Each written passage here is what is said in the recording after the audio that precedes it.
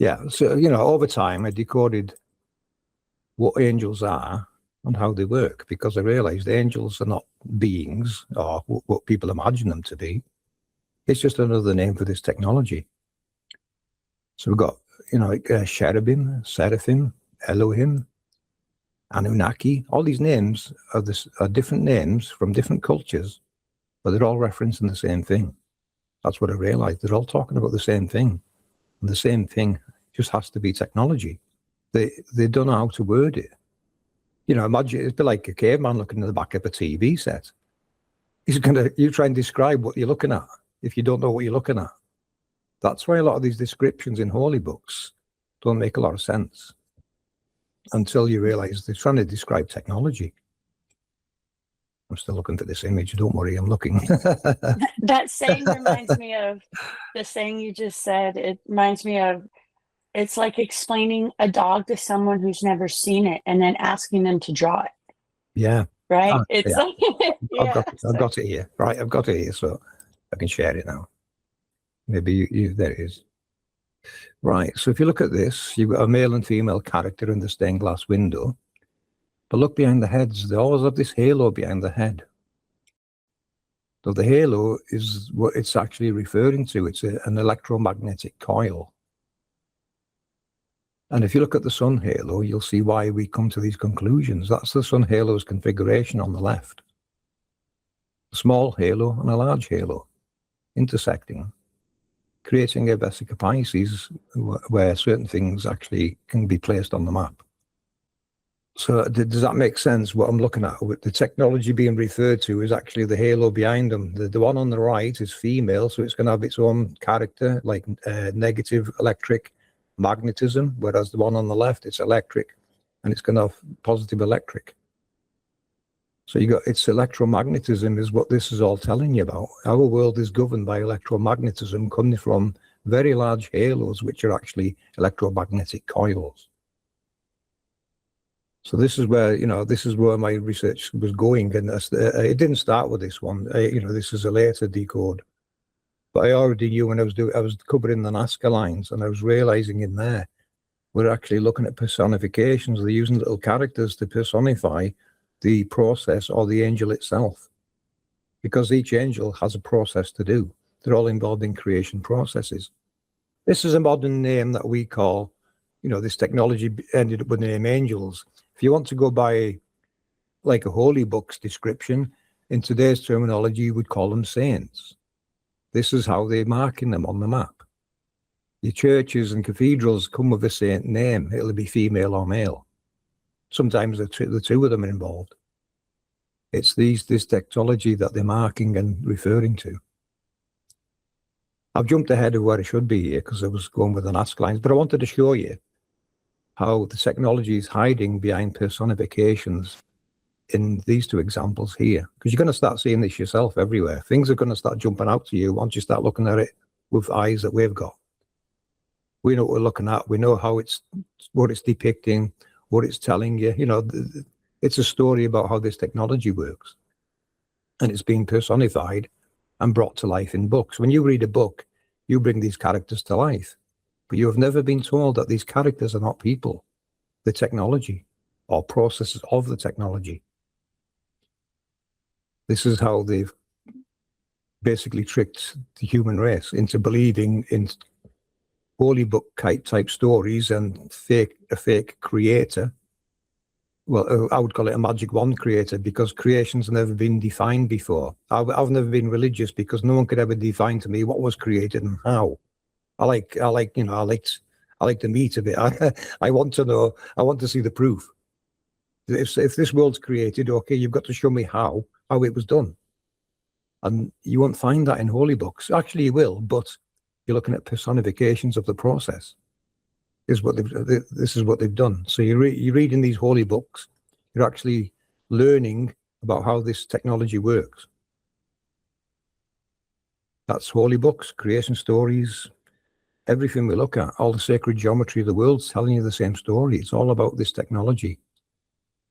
But, I've jumped ahead of where I originally started. It's hard not to do that because you're going to, you know, when I mention technology and none of you have followed our research there, you're going to think, well, where's this technology? What's he on about? So I'm showing you how we define it in these images. Because you're going to find this in our work. We start decoding images like these to show you what it's really depicting. And all of these are marked site markers. They're marking sites on the ground. Maybe you can show some of those animations about the rainbows and. Yeah, in fact, I don't know if you've watched the rainbow. I made some short videos on the rainbows to explain what you were actually seeing with rainbows. What I decoded was this technology's got a unique signature, and it's the rainbow. The rainbow is an effect. The cause is this electromagnetic field below it, this sphere.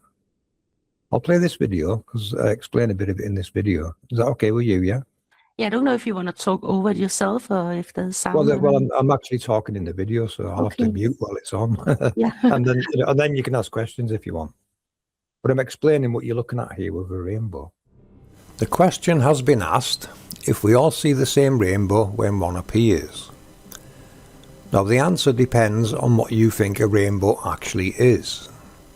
If you think it is a two-dimensional thing like a cardboard cutout, then the answer would be no. We don't all see the same rainbow. However, the simple answer is yes. We do all see the same rainbow. Now we will investigate the complex answer and define the rainbow. As you can see in this clip, the observer sees a rainbow. The incidence of light from the sun behind him aligns the rainbow to his perspective. Now we pan around to observer 2, and as you can see, the rainbow revolves with the shift in perspective, as it also does to observer 3. So what we have is something that the sun is illuminating that changes its angle due to sun location and perspective. What we are really looking at is a half sphere sticking out of the ground which reflects and reflects light. This is what creates the colours of the rainbow, similar to a prism but spherical. A time-lapse will show you the rainbow merely revolves around this sphere as the sun moves. If you can view it from above, you get to see the full circle rainbow, created by this sphere. We walk, fly and drive through rainbows every day. We just don't see them. But they are always there. Every rainbow you have ever seen since you were a child is still there today in the exact same place. When cars drive alongside the field of one, the rainbow will appear to move. This is due to the vehicle moving and the light still illuminating the sphere, which will appear to move in front of you like this video clip shows. It is really the sun illuminating the field ahead of them. This stops when they exit the field, or the sun can no longer illuminate it due to clouds or other obstacles. So you can drive through a rainbow, you just don't understand that it's not a two-dimensional thing, but a three-dimensional sphere that resides there, permanently.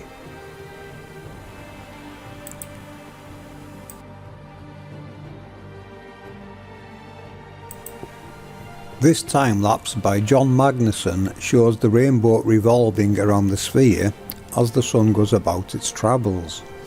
I recommend time-lapse if you wish to see nature working.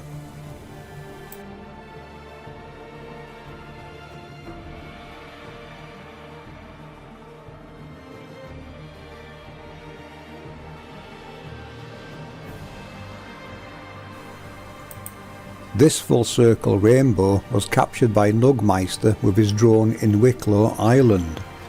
Here he gets up close to it. All you need is some altitude to see the full circle.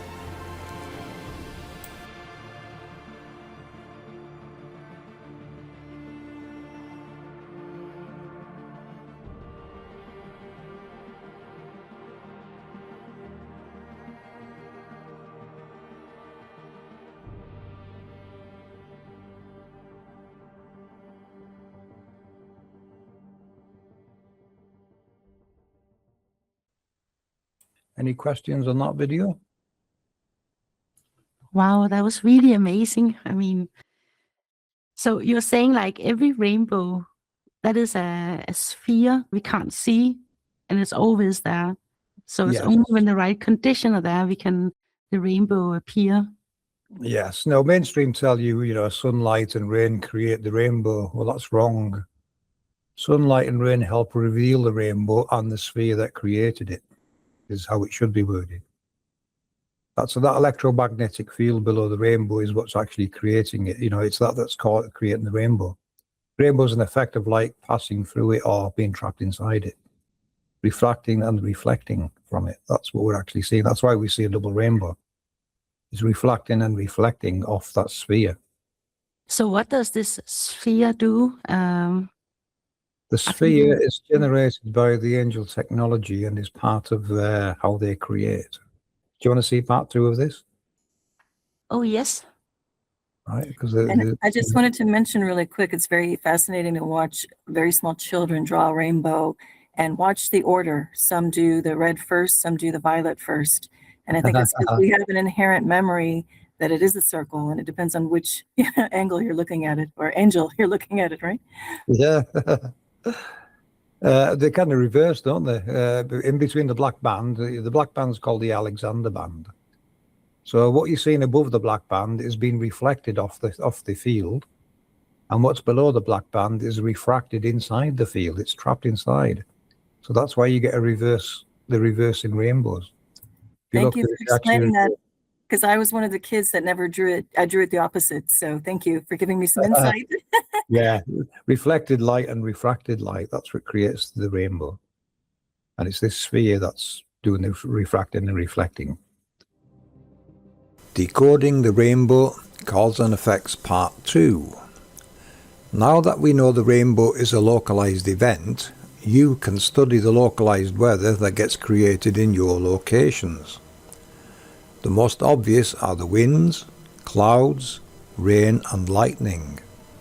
All of these can be tied to local events. There are local, national and international events. We will focus on the local events. You will have noticed the wind speeds suddenly increase, even doubling in speed and going in specific directions. We usually witness the winds and even clouds rushing towards the rainbow that is active in that area, whether you can see it or not. The winds and even weather vanes can point you to your nearest rainbow. Trees will bow in their direction. The winds will pass through that rainbow and continue the flow in a preset direction. This is not just wind but alternating electrical potential. You can witness this as you watch the clouds as they spiral to and from your local rainbows. You will also witness clouds being created in the exact same place. Cumulus and cumulonimbus clouds play a specific part in a vertical or column type role. Stratus clouds play a part in a horizontal role. The anvil cloud is a perfect example of these two processes where one creates the column and the other flattens the top due to its horizontal spiraling effect. You can sometimes capture the horizontal rainbows, which are the cause of the lunar wave. They are stationary and the moon travelling in the background can reveal their presence. Saturn and Jupiter can also reveal them. They are to be found above your vertical rainbow. So we have two effects taking place above the rainbows which repeat into the layers, and we are presented with slightly different effects depending if it is a vertical or a horizontal layer. Watch the clouds carefully and you will see them spiraling. A time-lapse captures this perfectly. I'm sure you will have noticed at some time the edge of rain, a wall of rain and a sunny dry ground beside it. This is due to the rain being contained within the field of the rainbow. Its spherical shape has a limited reach. I've seen this many times. You may remember a dry day. Then you drive through a wet patch and half a mile later it is dry again. This is a localized rain event. You will notice this more now. Lightning. We've all seen lightning. Now we can pinpoint it down to an event of the rainbows as it is coming from the field beneath them. It is a localized event showing us this field is electromagnetic in nature. We see lightning coming downward and also going upward. You may remember your hair rising up when there's a storm. It is this field that is attracting it. It also means be very careful as the field is active and live.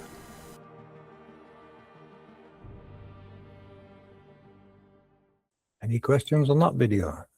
Now, I was thinking about, I think some of the other videos I have seen from you where you show all the rainbows coming together, where you can see the different spheres on top of each other and the overlap. Yeah, because, you know, like I've explained, they stack on top of each other. What happens is you get the little one that gets pushed up into the next layer as the one below, a bigger one below it comes up and pushes that one up. Then it does it again and again, and the bigger one's always kept at the bottom. The little guy is sitting at the top. So the smallest rainbow always ends up on the top. That's your sun, your moon, and all the other planets. They're the same process. But locally to you, you know, you haven't got a planet. You've just got your spheres going into the sky, and the layers that they're in, you can actually detect them. If you've seen the images in that video, where there's half a horizontal rainbow in the sky. That's the male layer that's sitting on top of this female layer. The female's the vertical, the male's the horizontal. So the female's always on the ground layer, and above that it's female, male, female, male, female, male into the sky, depending on how many coils are connected to this. I've found out there seems to be at least a base layer of 4 minimum. I've mapped 6 locally. But that could even be more, you know. So they get bigger and bigger. So sometimes they're going to be hard to map the big ones. But we estimate most people should be able to find 3 or 4 locally and be able to map them. And how do people map a rainbow the best way? Right. Let me grab an image from Discord again. Yeah, the easiest way is, you know, if you've got altitude, or if you can see where the sides touch down, you've got to see where the sides are touching down, because then you can see, you know, like trees or buildings behind the rainbow. So it means it's in the foreground. So that's a good marker, because that's showing you it's local and close. Here's one here. Yeah, I'll share the screen. You see this rainbow? It's coming down into this field just across the road. You can see the hedgerow through it. Can you see that? Yeah. So a good touchdown, it would be that field there. Say the middle of that field, that's a good marker. So that's one side of it, and you have to do the same with the other side. You need to find the touchdown, and what you do then, in Google Earth, you can go, you know, say that house was the marker, put a line from there to where the other side is, and that'll give you its diameter. What we do then is put a circle around that diameter. That shows us where it is in the ground. Because remember, we're looking at a full circle halo in the ground that's generating this. It generates the sphere that creates this. So we're looking for the electromagnetic coil that creates this is what we're actually mapping. And then you're going to find where buildings, sacred geometry, and other sites like cathedrals, castles, how they tie into this, because they connect to this. They're all markers for this, is what you're going to find. Does that make sense? And is that easy to follow about mapping them? I have a question. If you have looked at Stonehenge to see if that's at the center of one of these electromagnetic points or spheres, and also that if they shift over time, you know, as ley lines. Your local ones don't shift. They are local, you know, they're permanently local. They move luminaries that move, they're the ones that move across the map, and they're interfacing with your local ones. So when you get a storm, that's something passing, that's interfacing with one of your local angels or more. That's what a storm is. You know, your winds will increase, you'll get a bit of rain, showers, and then the rainbow might appear if you're lucky. That shows you it's interfacing with that technology there. We'll get deeper into what's actually taking place as they're interfacing later in this video if you want, because you know what they're actually creating when the interface is important, because this is what they are creating when they're interfacing. They're actually creating, and it crosses the map doing that. This is what causes all your tornadoes and water spouts. It's this technology crossing the map. So, like I said earlier, you know, this explains all of the effects of nature. That's what we've been decoding. All these effects of nature can be answered by this technology and how it works. and all the sacred geometry and everything else that's actually referencing it. So you're saying below this rainbow, in the center of that, there's a technology, what you will call like CERN, or a particle accelerator. Yeah, man's calling them a particle accelerator, but they're not doing. It's not doing what man's telling you. They're telling you they're accelerating particles. They're not.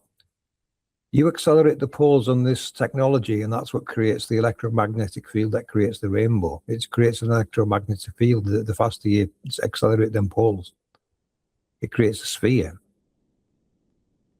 So what about the moving part you talked about? Is that moving below ground, or does that? Well, that would be like the sun moving across the map. That's the sun in the sky has got a physical model in the world below that's elevating there as it crosses the map. The sun's being elevated into the sky from below. It's a process below that's creating it and lifting it, elevating it into the sky. Can I ask one thing?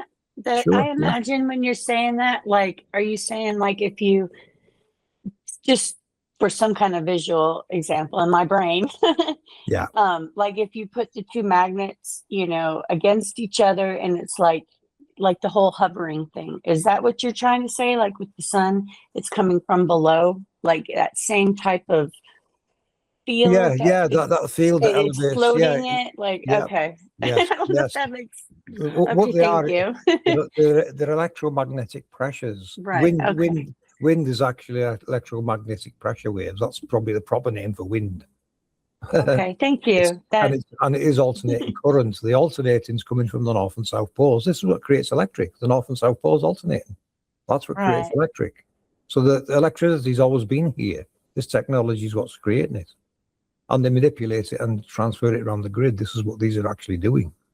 Because, you know, they are creating from the electric and all the gases and the processes that they're doing.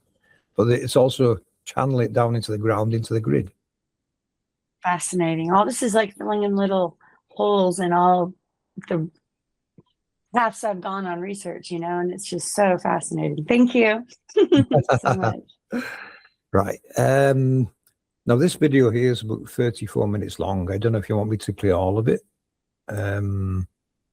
I would recommend you do watch it. If you want me to play it, and at any time during it, you can shout stop and I'll pause it if you want. You know, if you want to ask about something in the video, but this video is it's going to extend on what we've just talked about and how this elevates into the sky. I'm going to show you in this video how they elevate. What I'm actually, you know, you'll see them moving across the map, being elevated kind of thing. I've made animations in this video to explain what I'm talking about. So we're showing you, you know, where they are. This video will show you how they create and how we locate them. You know, just using the rainbows, you're going to locate an angel. Now you might want to call this technology something else. Its original name, I've no idea what its original name is. Anunnaki, Cherubim, Seraphim. You know, you pick one. I'm just calling them angels, but they've all got different roles and processes. There is a hierarchy of angels where the little one gets elevated to the top, see? That's the king at the top. The queen's the lady at the bottom that's doing the elevating. So this is where your kings and queens, these are where your royal titles come from. It's nothing to do with humans. They've stole it from this. So if you think royals are real, they're not. They're personifications of this. Literally personifications of this technology is what they're doing. You know, a quick breakdown on that. When the Roman Empire invaded our lands, it was for this. They've taken control and all knowledge of this technology. That's why they invaded everywhere. And it's still going on today. At some point in history, they rebadged from the Roman Empire to the British Empire. The British Empire is the Roman Empire still. And if you want to see its expansion, look no further than Lincoln statue in America. Look under his hands and you will see the emblem of Rome there. The Roman Empire has expanded into USA. It actually runs most of the world today. Someone's asking a question, I think. Go ahead. Yeah, I thought I had just heard a deep researcher for Ireland and saying that the Roman Empire didn't actually extend to Scotland and Ireland, that it stopped in England. Well, I've got bad news for people of the north. Scotland capitulated. Scotland joined them. This is where the Scottish Rites of Freemasonry come from. No one else has got that but Scotland. And Scotland actually, with England, stole a lot of land from Wales. What's happened in Northern Ireland is that's the Empire grabbing a foothold in Ireland. The Empire, these are colonies of Rome. England, part of Scotland, Northern Ireland, USA. I know the USA is. Yeah. There's lots, yeah, they're all colonies of Rome. They're all footholds in nations that these people have used us for. Our ancestors were used to progress to where they are today. We've all been used. They used everyone to progress and steal this without you actually knowing what's going on. But yeah, you know, we can go into that another time. Do you want to see this video? Are you ready? Oh, yes. Here we go. Tribes of the world, I bring you the most amazing news and information. For over 8 years now, this research team has been doing a live research, decode, and investigation into what this world is and how it works. What we have repeatedly been finding is evidence that this world is governed by technology. By that, I mean technology below ground that is responsible for all of the effects of nature. These effects include rain, snow, lightning, winds, earthquakes, volcanoes, storms, tornadoes, waterspouts, and many other phenomena. This technology we have also been decoding from various holy books, the Book of Enoch, sacred geometry, the Nazca lines, temples, sacred sites, and many other avenues we have covered over the years. We also have many visual sightings of this technology in the heavens. The sun halo, the moon halo, the lunar wave, the inverted rainbow we often see above our heads, even a clear daylight capture of one of these halos. Our research is evidence-based and ties in with our decodings of sacred geometry and every creation story we come across. You see, what they have done is personify this glory over time to help explain its workings. That message is easily lost and confused with our ancestors being accused of worshipping false gods, when in reality what we can see is they were actually glorifying the creation and the angel technologies that help create this world. They were all explaining how it works. This seems to have stopped 2,000 years ago, and ever since it has been systematically erased and replaced with other theories. Do you really think all of our ancestors got it so wrong? What all of this means is there is a creator, and their glory is the angel technologies below our feet, which is referenced everywhere once you know what you are looking for. The creator's glory is not copyright to any race, religion, group or nation. Who would dare to try and copyright such a thing? The angels have a very unique signature, the rainbow. This is caused by a plasma torus field being generated by the angels and the sun refracting and reflecting from this field below the rainbow. The rainbows reside where you see them and they can be mapped. This is why we started Operation Rainbow Warrior, to ask people to start mapping their rainbows so we can add them to a database and map and reveal their locations in the world. Would you be surprised if I told you every rainbow is marking a sacred site below? Marked and unmarked, known and unknown. As you join this amazing project and work of ours, you will learn how the angels in your neighbourhood create your local weather. We have many hints and tips to help you to get to know your local angels. They are usually in groups of 4, so you are looking for 4 rainbows in close proximity and all at a different scale. It is not unique to 4 rainbows, as there may be larger ones to add to this. We have released many videos over the years and done several interviews on the subjects we have covered, from the correct world map, how they seal the off to hide there is a beyond in all directions, and how the seasons work within this map using a decode I did of the Nazca mandala, as I overlaid it with maps until I found the correct map, of which is the Mercator map. No one is crossing the Pacific. The flight data and websites are being manipulated and the data is being flipped to appear to cross the international date lines. This theory of ours has never been debunked. No one can prove they are crossing the Pacific. Don't you find that strange? This is what World War II was all about, taking control of the perimeters. They're all working together to hide this from the people. This has been an ongoing progression of tribal knowledge and destruction of many tribes' creation stories, which all tell the same story. They just have different names for it all. In this video, we go deeper and reveal the spirit form of this technology and how it works, with various references and decodings. So much so, we are going to show you the Angel's creation process and many other decodes of this amazing technology our Creator has installed inside the Earth. 9 years ago, I never believed in a Creator. Today, I present to you overwhelming evidence of their existence and their handiwork, thanks to the help of the APM Research team, the Rainbow Warriors, those very observant sky watchers across the plane, and our unique decodings of a great many things. A word of caution. What you will see is going to change the way you look at the world forever. You cannot unsee this. You cannot debunk this. You can only add to it, which reveals more. Our ancestors were all being taught this in every tribe.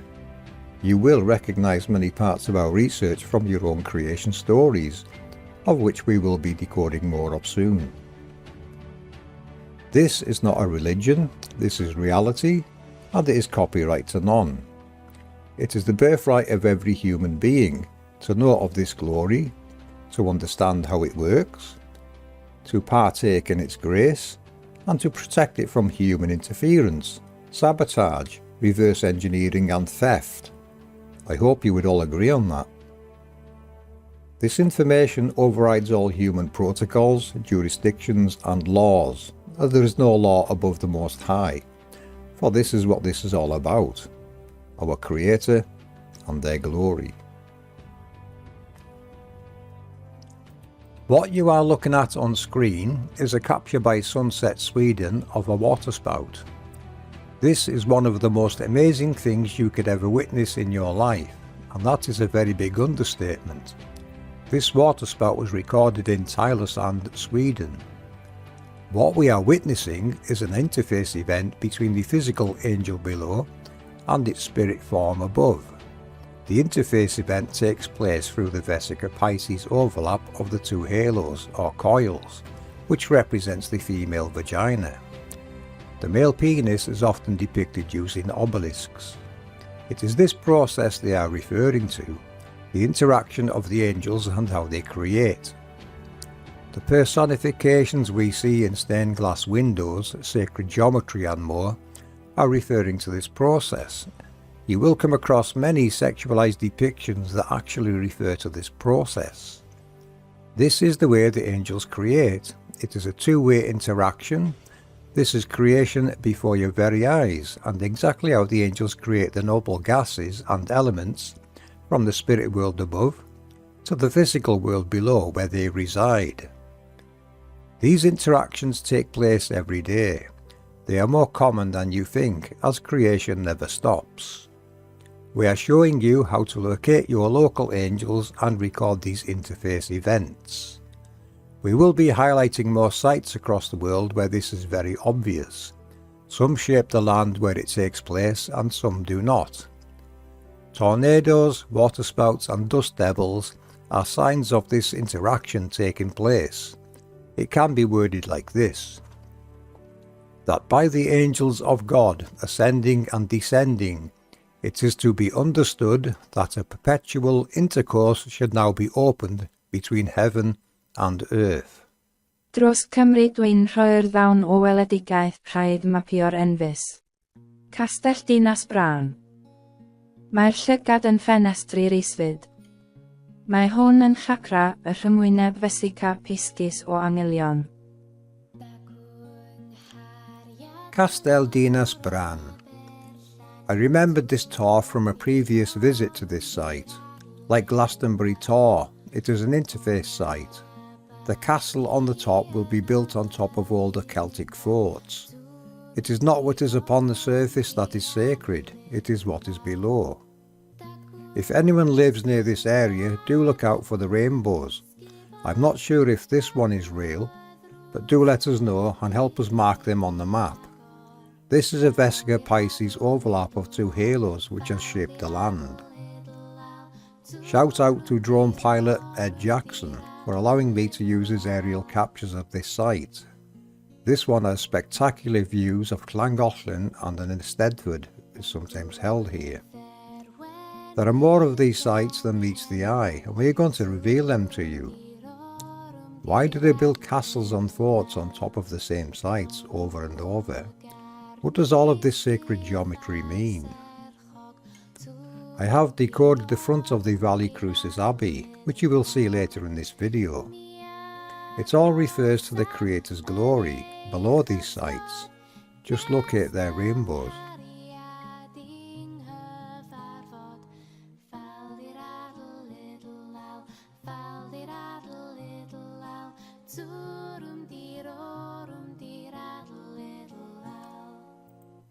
If anyone from Wales is familiar with the creation story, do get in touch. I can decode it for you.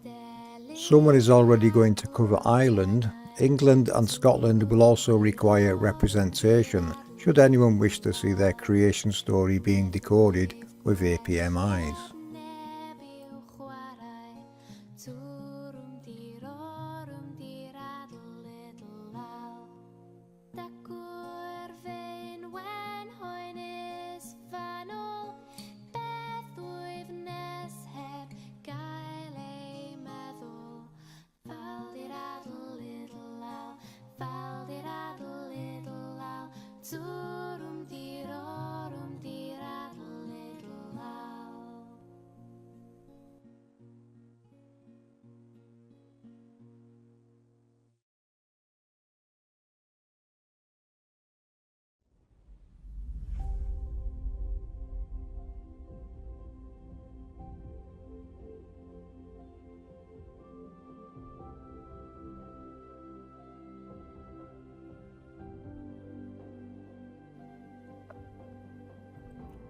This is a capture of a rainbow over a wind farm in Allenby Bay, Cumbria, on the Solway Firth, England.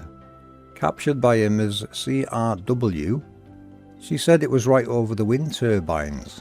I decided to have a drive up there and meet her and try and record it myself. I didn't capture the rainbow that day, but I did capture an event to the left of where it was. This event I recognised as an interface event. I also decoded that this is Medusa. Medusa is a personification of this process, seen here in her Vesica Pisces depiction. I was gazing at Medusa. I did not turn to stone, but things around me were. Medusa proceeded to soak me for 5 minutes, then gifted me a treasure. True story, but that's for another day.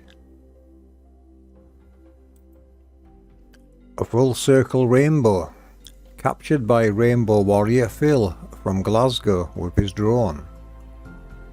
To capture a full circle rainbow, you just need some altitude. Every rainbow is a full circle. Capturing one like this helps to be very precise with its GPS coordinates and diameter, which makes them easier to map. Isn't that an amazing view, people? Look at that.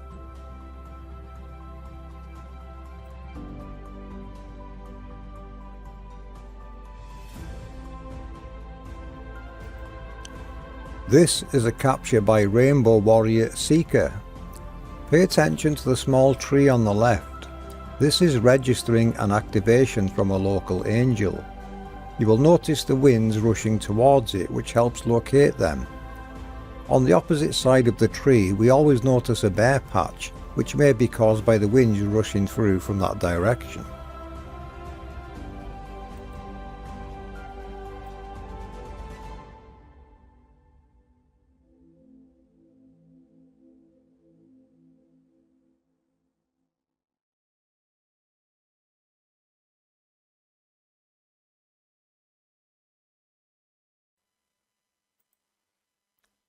In a few moments, this angel is going to change into its spirit world form, comprising a group of 4.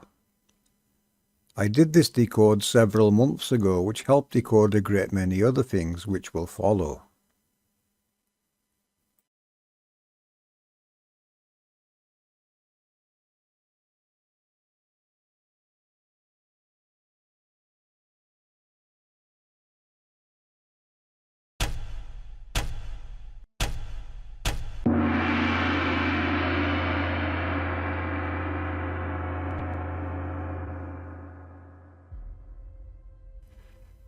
This, ladies and gentlemen, is what a group of 4 angels working together would look like. This is how they grace our world in their spirit form. Some are moving, many are stationary. They glide across our world every day doing their roles and processes. Sacred geometry also tells of their story. Our ancestors understood this very well.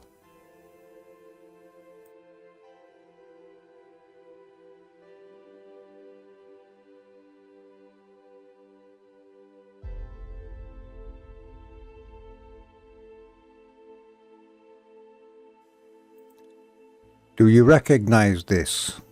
You should. This is Saturn. Saturn's rings are actually its own rainbow. Mama Angel had never seen Saturn before, so I recorded it on my P900 for her. This one's for you, Mama Angel. They say it is 886 million miles away. I don't think so.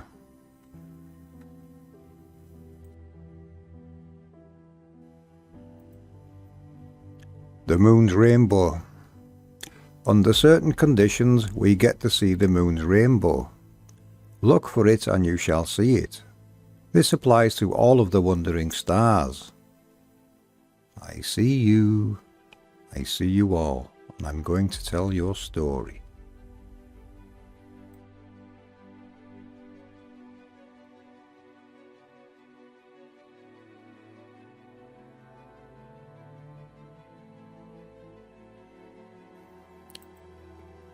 First, we will deal with the base layers of 4. This is how I see their configuration and naming convention. Doesn't cutting Medusa's head off make more sense now? This also helped me decode the 400-year reset pole shift event further. Notice how the 4 halos create this configuration. Now I'm sure you have seen tornado events where the tornado is able to lift very heavy objects. This is due to the elevated North Pole of Eve, the largest halo. The spiraling process elevates its poles above itself. This is a localized shift in the North Pole from a passing angel. So do be sure to send us your waterspout, tornado and dust devil recordings, please.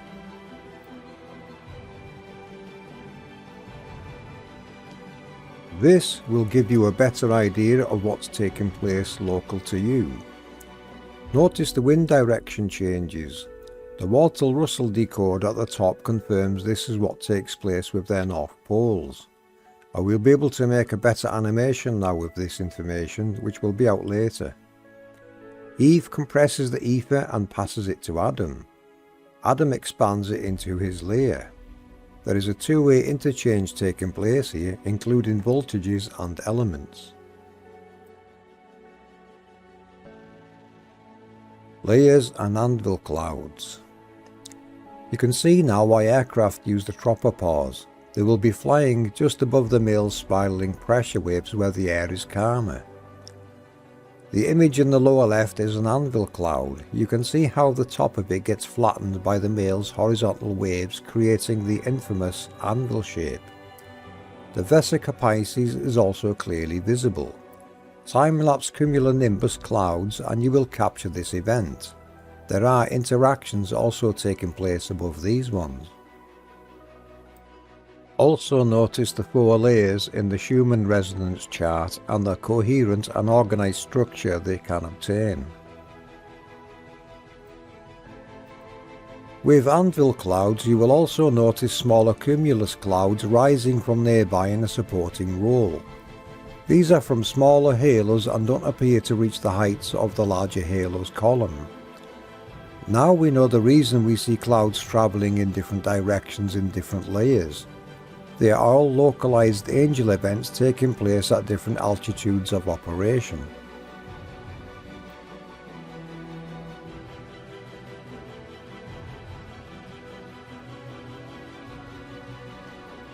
Analog and digital representations. In this decode, we see digital is not a new format. The ancients knew it very well. Their creation stories tell this truth. Walter Russell's motor and the Great Pyramid also use this same design. It has been a blueprint throughout history. This is why it is called sacred geometry. Pillars, layers and temples. In this decode, we see how temples represent the truths of the layers, the female vertical columns and the male horizontal planes. This can be found in every culture under many guises and depictions. Atlas is often featured in this role with his plasma torus field on his shoulders. Eve's cone even plays a part with her elevated North Pole. Statues such as Easter Island with a layer or hat on the heads are also depicting the layers. They represent columns and layers. This is how the angels elevate themselves into the sky. It is a very, very clever use of electromagnetics, electricity being 90 degrees in opposition to magnetism. The Sacred Cross decoded. The vertical bar represents magnetism and the horizontal bar represents electricity, or two angels' columns and layers in the ether. This applies to all crosses. The circle of the Celtic cross represents the plasma Torah field or halo. The vertical is magnetism and the horizontal is electricity. The next few images are captures that you can try yourself. This is evidence of our research and has been our path for over 8 years now.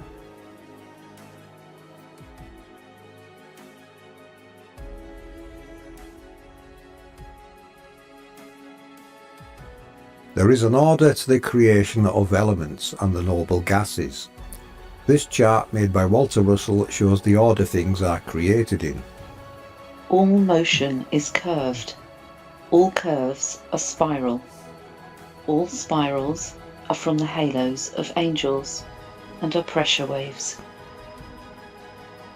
As a group of 4, we create these 4 divisions, 2 male and 2 female, each one representing the 4 spirit angels operating within the ether. These are the 4 faces of the angels. When all 4 angels are operational, this is the Trinity. They will assemble themselves into the sky above that location. This is then their spirit world form. The first 3 spirals do not produce any elements. The creation process starts after that, as the Queen's spiraling cone tightens and rises. The King's cone will come from the duality that is created above this location and will meet with the Queen's cone through the Vesica Pisces. This is often depicted as an angel with a sword. The sword represents the interface event. This is why the King must ask the Queen for permission to use the sword. The interface process starts and ends with the Queen.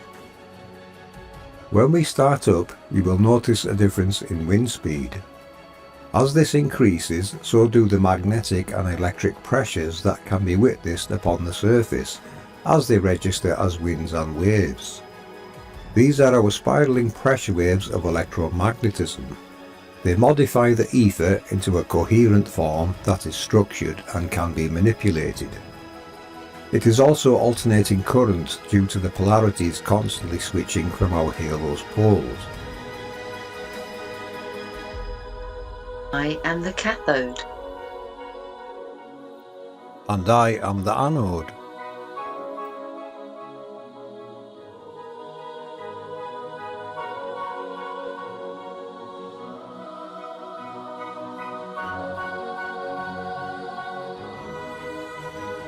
Permission to use my sword, my queen. Yes, let's show them the process. Permission granted, my king.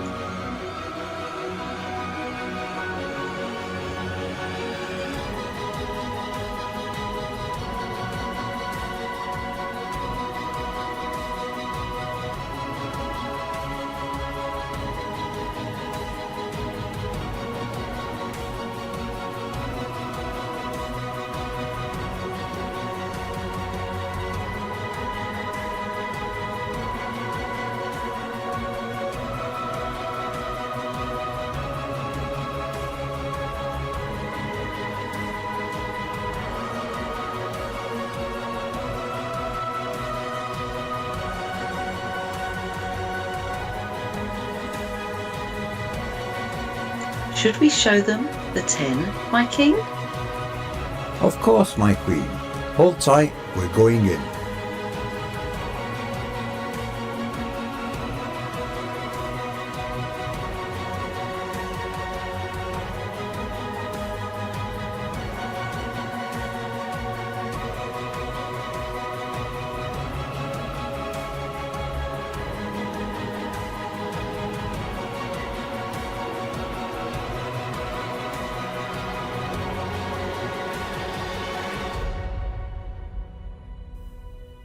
I'm sure you would agree our interface event is not much different to your own.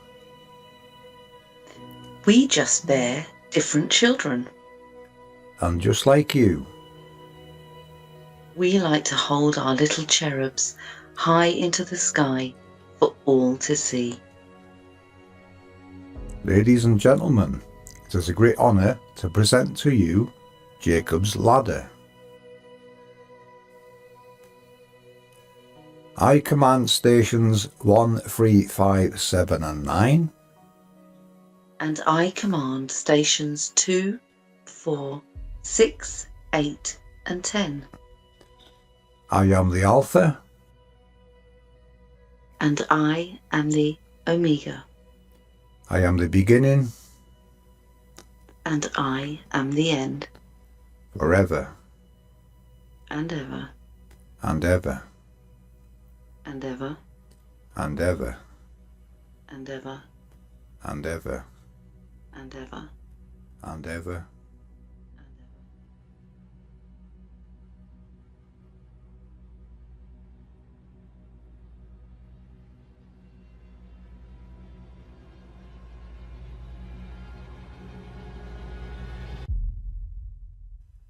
This now brings us to the layers.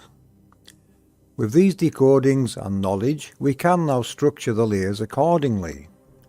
This is not final, as there is more to add, but this gives us a lot to work with, and gives the reasons for the causes of the events we witness in the heavens. This is how the angels structure and configure the layers. Expect a future update on the layers at some point, but for now this will work fine and answers a great many things.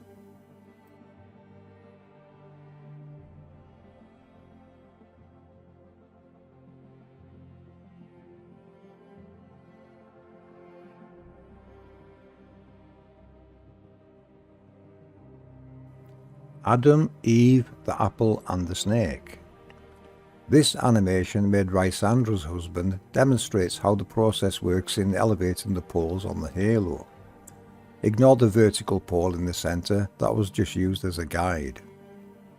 The spiralling process elevates the poles above itself, which is what creates the torus field, which in turn creates the rainbow. Adam is the smaller halo, Eve is the larger halo. The apple is their plasma torus fields, and the snake is the interface event of their creation process.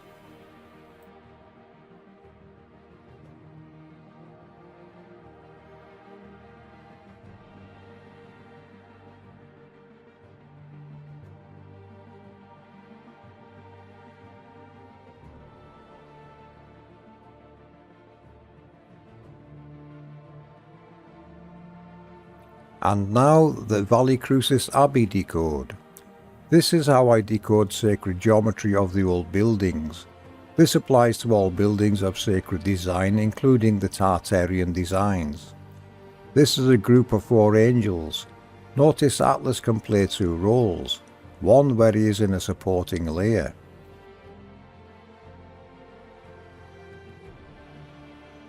Here are several ways I can decode this same group of 4 angels using different expressions. I hope we have explained this in an easy to understand manner and given the Creator's glory some justice, and of course given you answers you have been long seeking. As always, if unsure, ask us questions. We love questions. You are all welcome to join our Discord and our Operation Rainbow Warrior program. We have a great team of people working there and more are joining. With this knowledge you will have revelations of your own. Enjoy them as we do. We should be taught all of this in school like our ancestors were. This knowledge is the birthright of every human being. It is the story of the creation of our habitable world and the luminaries by our Creator and their angels. We give you this knowledge freely and honestly, and trust you will share it and not profit from it. We are showing you the glory. You can go outside and prove this to yourself. Get to know your local angels. For the record, no one on the team is suicidal and all are in good health. Should any one of us be attacked in any way, we will take that as an attempt to hide the Creator for the very obvious reasons we have been decoding and revealing to the world over the past 8 years. I dedicate this video to my mother, Mama Angel, whom I had been given very advanced knowledge over the past 3 years of this research to take to the other side. Love you, Ma. I'll mute it from there because that's just music now at the end. Hopefully that video explained a lot more about rainbows. Questions always welcome, so I'll stand by for your questions or thoughts on what you just seen. Well, that was amazing. I mean, yeah, I have a lot of questions. You ask away because we've got lots of answers. But first, I'm going to ask a question. Mille, she typed she had to go, and yeah. So Mille asked that she's from Portsmouth in the UK, and she said often clouds like they're phoenix or dragon shaped. And she asked, are these connected to the angels take locally? Yes, I've actually got a lovely photo from Portsmouth of an angel crossing the bay there. Chris F.E. Jackson, he's part of our team, he lives there. And he did capture a massive rainbow crossing the bay there. So, yes, it's probably that one or one of the ones connecting to it that's creating the clouds.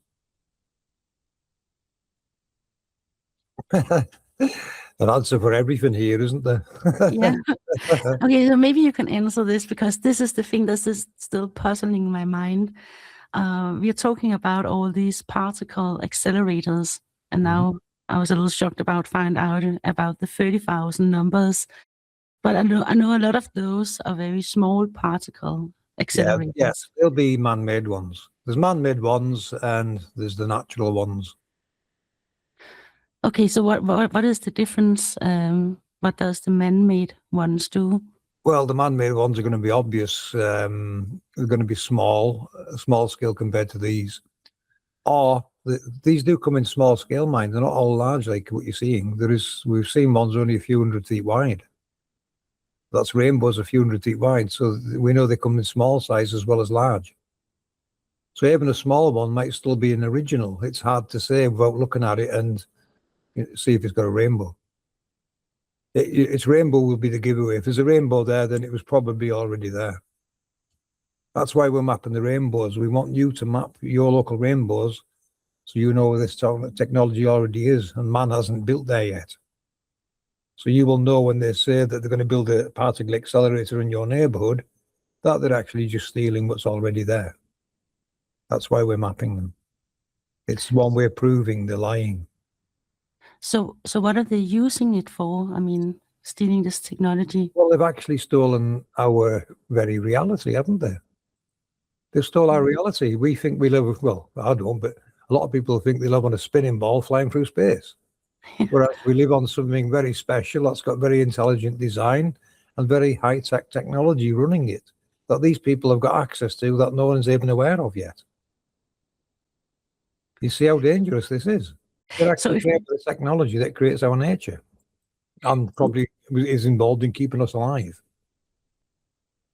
So if this technology, these kind of particle accelerators create this world, they create the gases and elements of this world, which every life form needs to survive.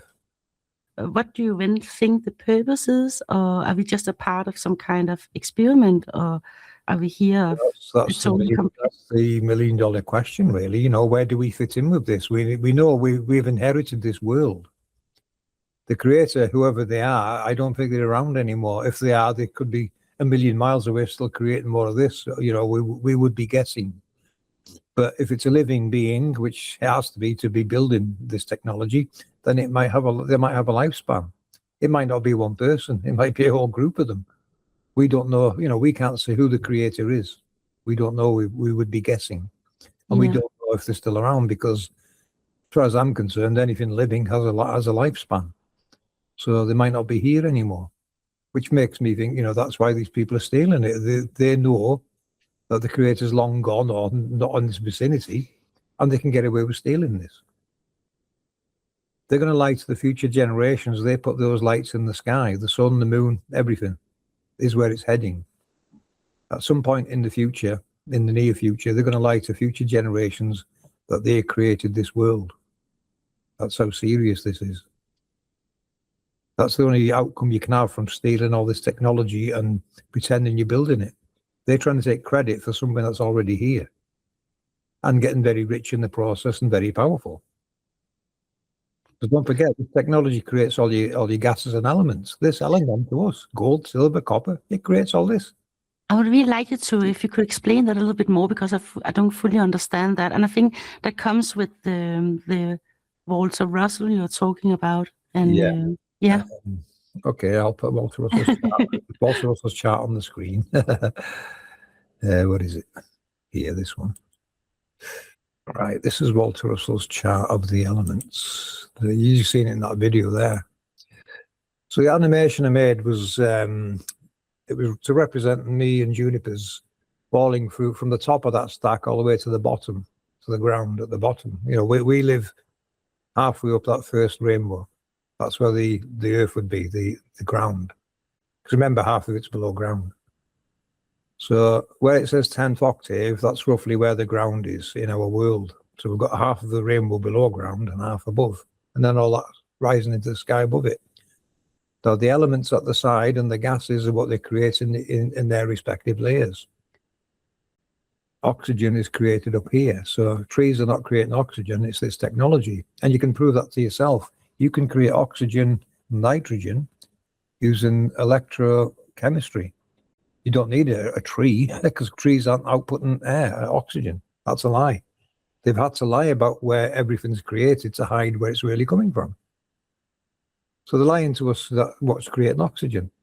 This technology is creating it. It's got its own respective layer. It's up there in the 5th octave. And that's somewhere in the atmosphere, up in the atmosphere. And of course, with being a heavy gas mixed with others, it comes down to our layer. So you can see, you know, every living thing is breathing the gases in from what this technology is creating. And Walter Russell proved you can create gas using technology. He created fluorine gas to show them how it was done. And he did say all of these elements can be made in a laboratory. That's because they already are. This technology is like a huge laboratory below, creating this 24/7. So all of those elements that you see on this chart are being created. That's why you find them in the ground. It's the interface events that's creating it and putting it into the ground. What's happening in these spheres, the Jacob's ladder, that's the actual cause of the Fibonacci sequence. The Fibonacci sequence is how the waveforms move within these spheres up and down this stack of spheres. That's the sword coming down the middle. That's what your angel of the sword represents. It's the interfacing of the male at the top and the female at the bottom. That's your queen at the bottom, and the king's the little guy at the top. And all the ones in between are helping elevate them up there. This is why there's a hierarchy: king, queen, and your princes, princesses, brothers, sisters, whatever they want to call them in different books. It's these they're referring to. This is the family connection. So, and that's also what Walter Russell is saying, like... Well, I've decoded it further than Walter did. But Walter's not telling you what he's talking about or where this has come from. All of Walter's work, no one in this world can tell you what Walter's work relates to, but I can, because I know what the science is. It's the science of this technology that we're calling angels. It's them that create all this. Now, he did give you a clue, Walter. He says an angel gave him this, which tells me he was part of a reverse engineering team working on one. So was Tesla.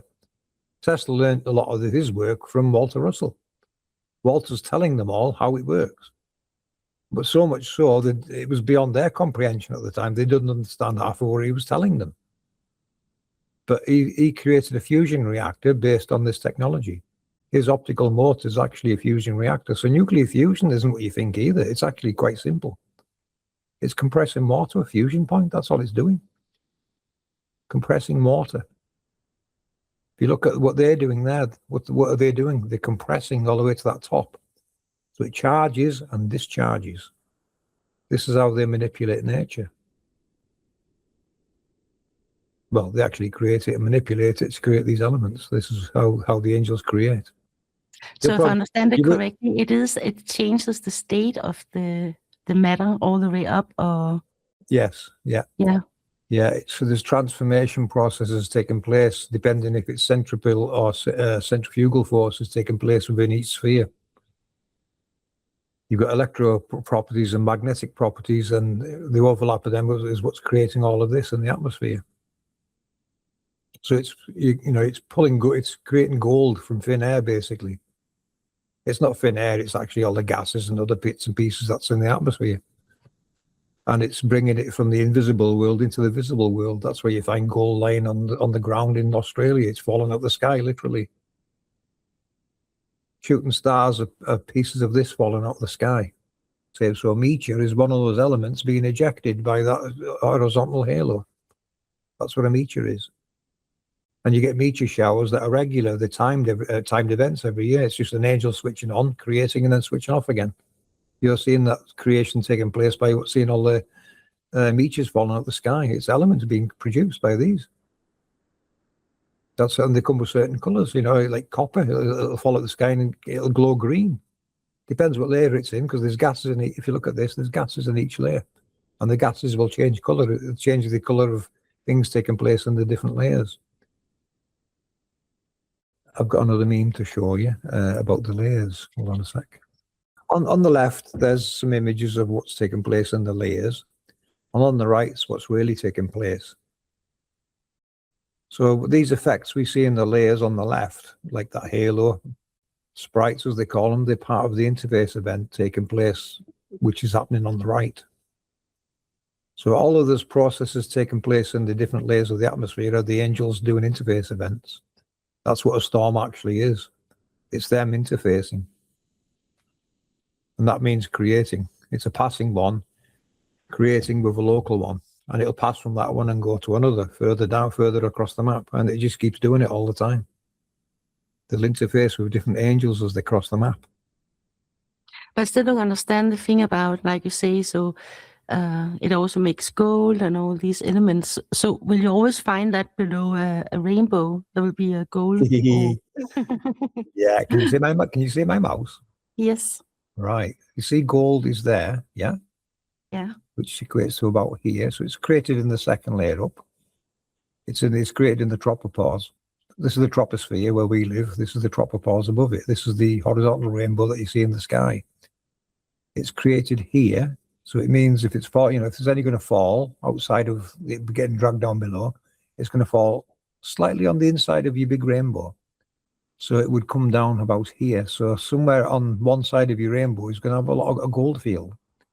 Then next to it will be lead and mercury and iridium and thallium, bismuth. Now, you might have heard CERN saying that they're working with lead. This is what they're really doing. They're creating lead.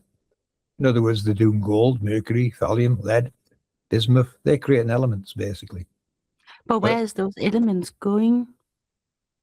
Down, they come down this interface event to the angel down below.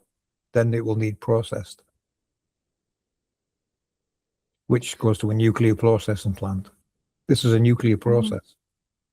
This is nuclear. This is what a nuclear process actually is. It's this it's talking about, this technology and what it does. It's creating. It's not just, it can create electric, but that's just a side effect. It's creating all these elements, more importantly. And like Walter said, you can create these in a lab. And this is exactly what they're doing. They're stealing all this from the angels and pretending they're creating it and selling it. And your gold markets, you know, there was, I can't remember what year it was, someone dumped 30 tons of gold on the gold market and it crashed a lot of markets. Well, where the hell do you get 30 tons of gold from? Well, it's easy if you've got access to these, isn't it? You got access to these in the underworld or wherever, you know, wherever it's taking it, you can access all these metals. And they will have male, you know, even these have male and female properties. You know, they're not all the ones in the odd layers, the 9th, 7th. That's the male layers. Then you get the female layers that make something different. Silver's made by the female layer, if you look at it. So even all these on here have polarity. They've all got a positive or a negative polarity. Everything that gets created comes with polarity. That's why there's a law of attraction taking place. It's this technology that's creating that law of attraction, electromagnetism. So is this also, I saw in that video you just showed around rainbow, there's those 8 points with where you say different sides as being spotted, like right, yeah, okay. Let's jump to the Glastonbury-Tardy code, yeah. I'm sorry, Rita, I don't know if you had a question to this picture here before we go to that.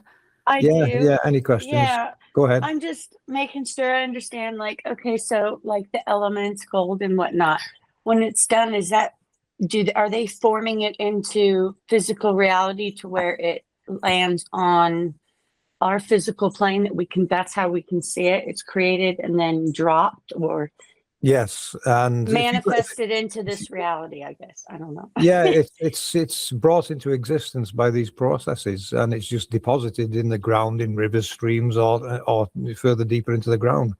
And then it's stolen. Okay. Because that interface event's channeling all the energy down below, see?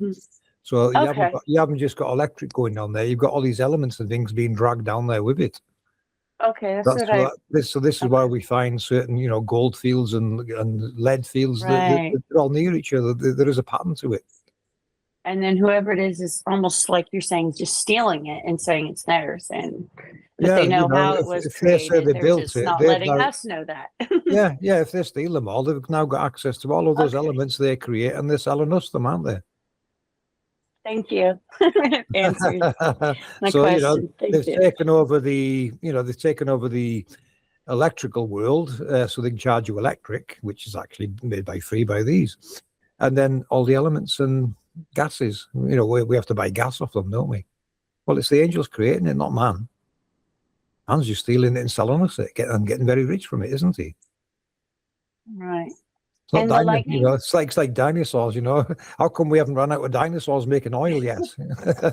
So would it also be then when lightning, let's say, is coming down, is it actually touching, like in our physical reality, to where, you know, let's say it touches an element that's here and it creates something from that lightning touching? Well, the lightning's actually arcing out, you know. What it does is it stores the energy. This is where E equals MC square comes from. Okay. The layer at the bottom, the female layers compresses the atmosphere into her sphere. So she's compressing, and the one above it is expanding. So she's compressing all the positives and negatives that she can suck towards herself. Her spiral draws it all in. That's why when it gets windy, it's actually spiraling, drawing it towards that. That's why you showed the trees bowing towards them. You'll notice that when you see a rainbow, right. Trees will bow towards it. It's trying to draw everything towards it. I have. Okay, thank you. So that's the female layer, you know, pulling everything into her field. It'll then be sent upwards to the male layer above it, which gets expanded into his field. And it keeps repeating up and down the layers. And of course, if you look at the top layers, there's gases up there you don't find at the bottom. But this interface event brings it all together coming down the center. So this is the creation process is what you're seeing on screen. This is how they create these elements. Electromagnetic processes, you know, and it's manipulating everything it finds in the atmosphere on the ground as it's doing it. This is why you get quartz. Quartz is caused by this interface event. It's the ground reacting to this high voltage force going through it and solidifying it.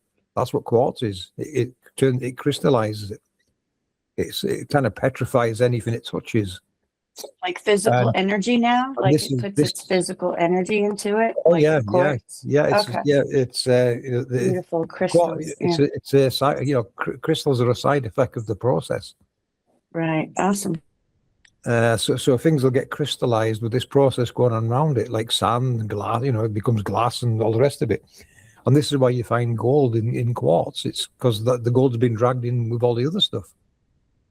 So your quartz veins of gold are, you know, they're caused by these interface events. I've panned for gold. I found it, so I know it exists. That's why we see it in nature. It's been deposited there by this technology. It always will be. So now you know where all the elements come from. You know, nothing's random in this world. It's all organized. Okay, so this is also creating rocks. Sorry. Yeah. Yes. Rocks actually grow. You'll notice they grow over time. That's because there's something in that rock. I've got a metal detector, and some rocks set it off. There's something in rocks that's attracting a negative or a positive towards it. So this is how it works. You've got something that's let's call it radioactive. It means it's emitting energy. So that'll be either a plus or a minus. So the opposite will be attracted to it. It eventually covers it so much that it's now the opposite polarity, which then again starts drawing the other polarity back again. So you end up with stones with layers of plus, minus, as they get bigger. Does that make sense? It's always drawn things towards itself until it's until its radioactive emittance is no longer seen by anything outside of it or influences it. So rocks will get to a certain size, then they might stop, you know, what I would call growing, because the radioactive emittance is not getting outside of that shell anymore. So yeah, you know, creating rocks and stones and things like that, it's a good answer for where they're coming from. Everything grows from something that's got polarity. Yeah, and also about how things, how matter can change and how they transform into something very different. And, yeah, you can transmutate metals. Yes, because I mean that's what the angels are doing. You'll find if you watch people that go gold panning and gold digging, you'll find some of the gold contains traces of lead or platinum on them. You can see why, because they're on they're together. If you look at the chart, they're all created roughly next to each other. So you're going to have an overlap with other metals with your gold. And that's already been proven. People show you that when they find gold. Your platinum group metals, you know, they're very close to gold. They're right next to it if you look at the chart. I just want to touch on something with all the talk of gold and rivers and water. You've kind of lit up a little light bulb for me. Mm-hmm. Just looking, it was bothering me that the lore talks about the pot, you know, the pot of gold at the end of the rainbow with the leprechaun. So I wanted to look into that a little bit as we're all talking. And when you look at and then that brought me to, in the USA, what do they do? The lore is, you know, they put all the gold, you know, bars in Fort Knox, which we know that's like a load of, you know, call it what you want, not true. But I wanted to look at the origins. Again, etymology is what interests me too, and tying all this stuff together. So Knox, for the Fort Knox, and again, it's interesting that it's a fort, right, is Scottish Gaelic, according to this, and Old English, and it's relates to a topographical name given to someone who lived near or on a small hill or round-topped hill. So it's funny because you're talking about your intersection points, and where they intersect is the lore is giving a specific location. It's telling you it's the end of the rainbow. And leprechaun means loosely like small body. But what interests me too is the pot of gold. And when you look at ancient Greek, pot is from potamus, meaning river, water. And so it does all relate. So you've got this, water, at the edge, creating the gold. And the small body could be any number of things. You can be talking about the ones who are, doing the trickery and commandeering stuff, or it could be literally a small body of water, where you find this stuff. So I just found that interesting because the pot linked to hippopotamus, like hippopotamus, Potomac River, that's all about the river and the water. So very cool. Let's go a little deeper on that, shall we? Right, the pot of gold is the torus field that's creating the rainbow. So there is gold at the end of the rainbow. You just don't realize it's the torus field, and that it's the pot of the pot is the torus field is that torus field. It's the pot that it's referring to. And we have potable water, so it's all connecting. It's never one or all. It's all of these things that blend and bring it all together. Yeah, and you often see the female depicted with gold, not gold, sorry, with a pot of water, don't you? That's Eve with her waters. And I guess that takes us to the Aquarius imagery. Parts of her job, see, is she divides, and the layer above it multiplies. This is what creates rain. Eve divides matter. It doesn't matter what it is. Her process divides matter. So, say water gets divided, right, and it'll rise. It'll get to Adam's layer, and he's going to multiply it, and it's going to come back down, and that's what we call when it starts raining.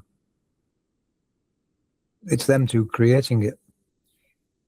And then you have your zodiac connection in your model. That's where your fog and mist come from. It's Eve's process dividing the waters.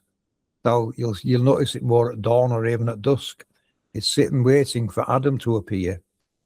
Adam's the sun, remember. The sun is the big anode in the sky. You've got your local anodes, which would be the male layers on these stack of angels locally. But all of this is relating to the sun or any of the other planets passing where they will interface. So they're waiting for the anode in the sky coming across, and that's when the fog starts rising. It clears, doesn't it? When it gets sunny, the fog usually lifts, and it literally does lift. It goes into the sky. You might not see it, but it does. That's Eve sending up the divided matter. So division in that layer, multiplication in that layer. That's creation. Division and multiplication is creation. That's what the lotus leaf represents. You've got 8 leaves on a lotus leaf, yeah? If you look at a lotus leaf, it's got 8 leaves. Now, on the outside of it, you will see it's got 16. That's doubled, doesn't it? 8 to 16. It's showing you creation. It's doubled. That's where the lotus. If you look, I've done a decode years ago on the lotus leaves from some spiritual image. And there was 8 and then 16, and then obviously 32, 64. This is where we get our resolution for our televisions and monitors from. It all comes from how this technology works. In the Japanese, It's the crazy. Japanese emblem for royalty and ascension to the chrysanthemum throne shows the 16 petals, and those 16 petals on the chrysanthemum are the same emblem that are on they dub the watch bands on the Sumerian reliefs of what they call it, the bags and the watches. So the watches, quote unquote, show the 16, which is very the little guys with the baggies. That's the creators' tools of creation. That's the angels. They're an expression of the angels. That's what the little guys is. They very specifically have that 16. It's not 12, it's not 10. And that's a question I had as the 12 imagery so pervasive everywhere in the Bible. So the model of the Jacob's ladder you have is showing the 10. And I'm just wondering if you discovered anything with the 12. Yes, so if you remember from the video, Juniper said the first 3 layers don't create anything. These are showing the layers that do. There's 3 that don't. So it goes up higher than these. So it actually goes to 13. Right. So I was just wondering if 12 plays into anything in your research. If in the video she said, "Shall we show them the 10?" These are the 10 octaves that create the layers in the atmosphere. These 10 different octaves are what create the layers of the atmosphere. Right. So we have 10, we have 8, we have 16, and I was just wondering if 12 plays in anywhere. Now that relates to this stack here, mind. Locally, going back to the 8 and 16, hold on a sec. I was going to show you something else as well that you mentioned. Hold on, where is it? Share something else. Oh yeah, it was about forts, because you got on about Fort Knox. Right, what we've discovered, forts and castles and star forts are always in the eye, in here. Well, you see this halo, that's Eve, there's Adam's. Any star forts, castles, or forts are always in the eye. Plus you get obelisks and sometimes like on the top of Glastonbury Tower, like a tower. They're always in the eye. So that we know if the castle, say, or the fort would be just near Node 1. Node 2 is where we find cathedrals. Node 3 is where fresh water originates from. This is what feeds the streams which create rivers. All your rivers won't run dry because every angel in the land is outputting water from pole 3 and it's creating streams which merge to create rivers. This is where your rivers come from. That's why they never run out. It's coming from local angel events. Number 4, 5, 6, 7, and 8, we need more work on them, but I would say 7's a lesser water outlet.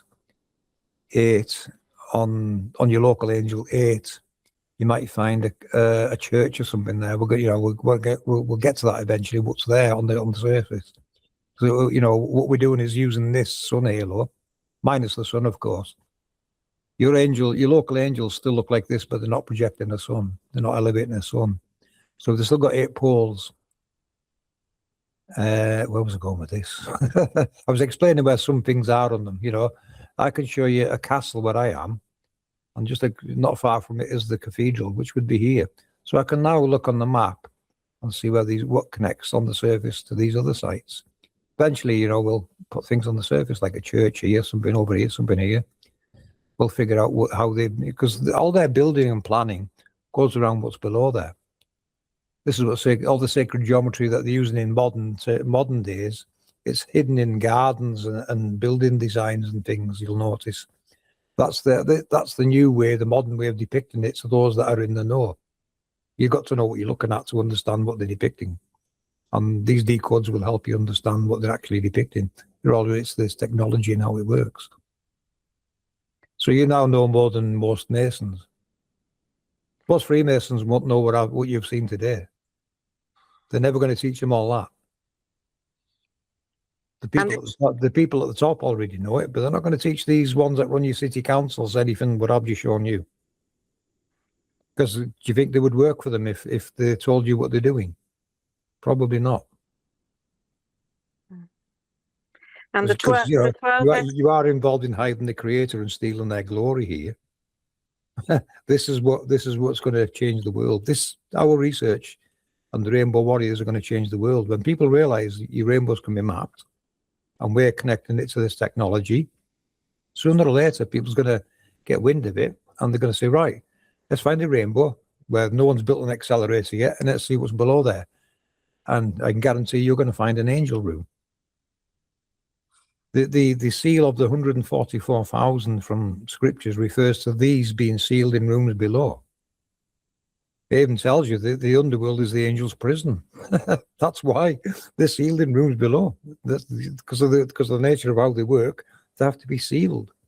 If you remember the story of Adam and Eve, well, Adam's first wife was Lilith. Now, if you read the story, there was a position they put them in, and it didn't work. And one of them got flung somewhere and landed in some land somewhere else. Well, that's not talking about people, is it? It's talking about two magnets repelling each other.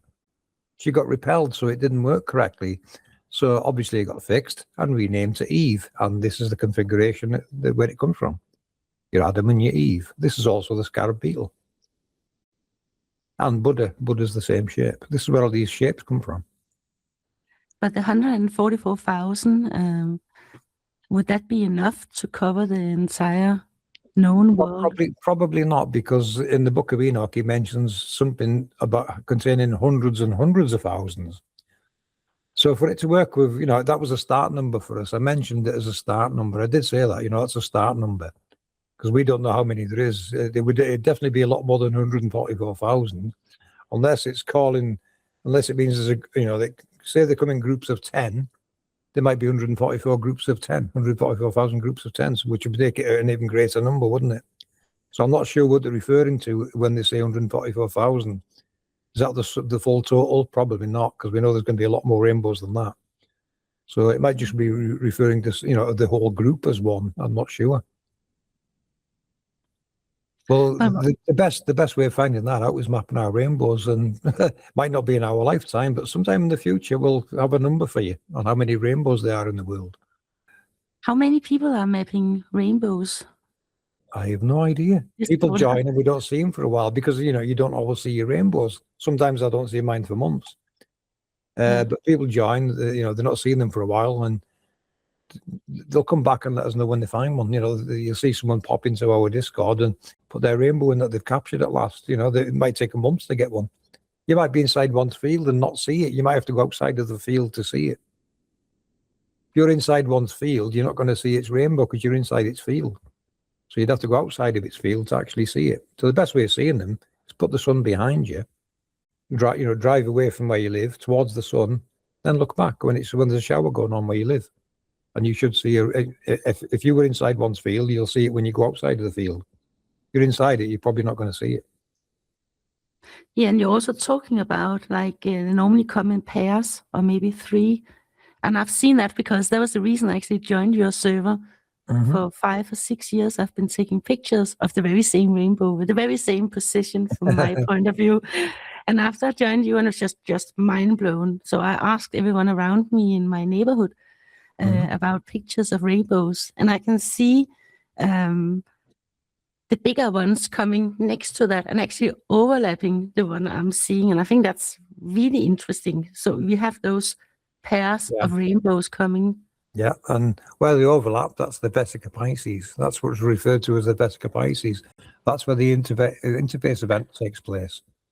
Okay, so now this picture we're seeing here are those 8 points you were talking about, where we have the water and the tower. So Each, the overlap.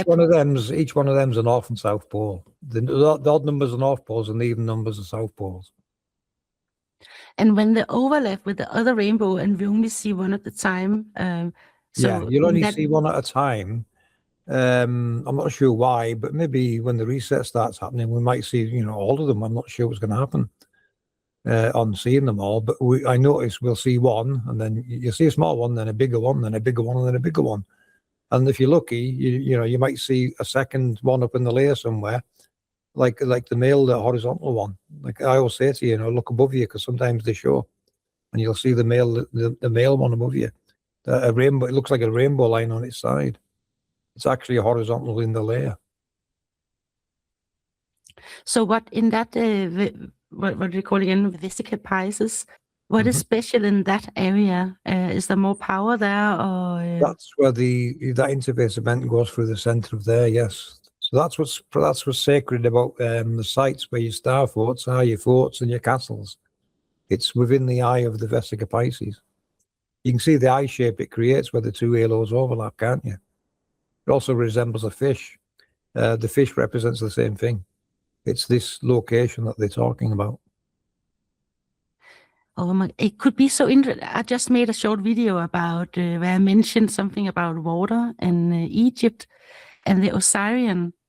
And there they have this, you can only see the top of this old structure, and it goes 15 meters down in the ground, and around it there's a moat, or it's filled with water. And when they were excavating it, they kept removing this water, and it kept being filled up, and they couldn't find, it was not connected to the Nile, at least what the paper said. It just kept getting refilled. So that's interesting what you said about that spot with the water. Yeah, well, the water table below, they access them as well. So, the angels can access what's below them as well as above them. So when he was dividing water, the waters below us are going to get divided and elevated upwards. That's what's creating your mist and your fog. That's Eve, preparing herself ready for the interface event. That's what your angels are doing. They're waiting for the big anode in the sky to cross. So if we assume that that's how our system and our world actually works, when someone out there must know about it. And that brings me to a question that has puzzled me for a very long time. And that is why our technology all of a sudden advanced so fast. I mean, it just doesn't make any sense to me unless we are talking about something that has been reverse engineered. Yes, most of our technology has actually been developed from and derived from this technology. The way the sun crosses the map, in an old video, I showed Jimbo an animation I made of what it's doing crossing the map.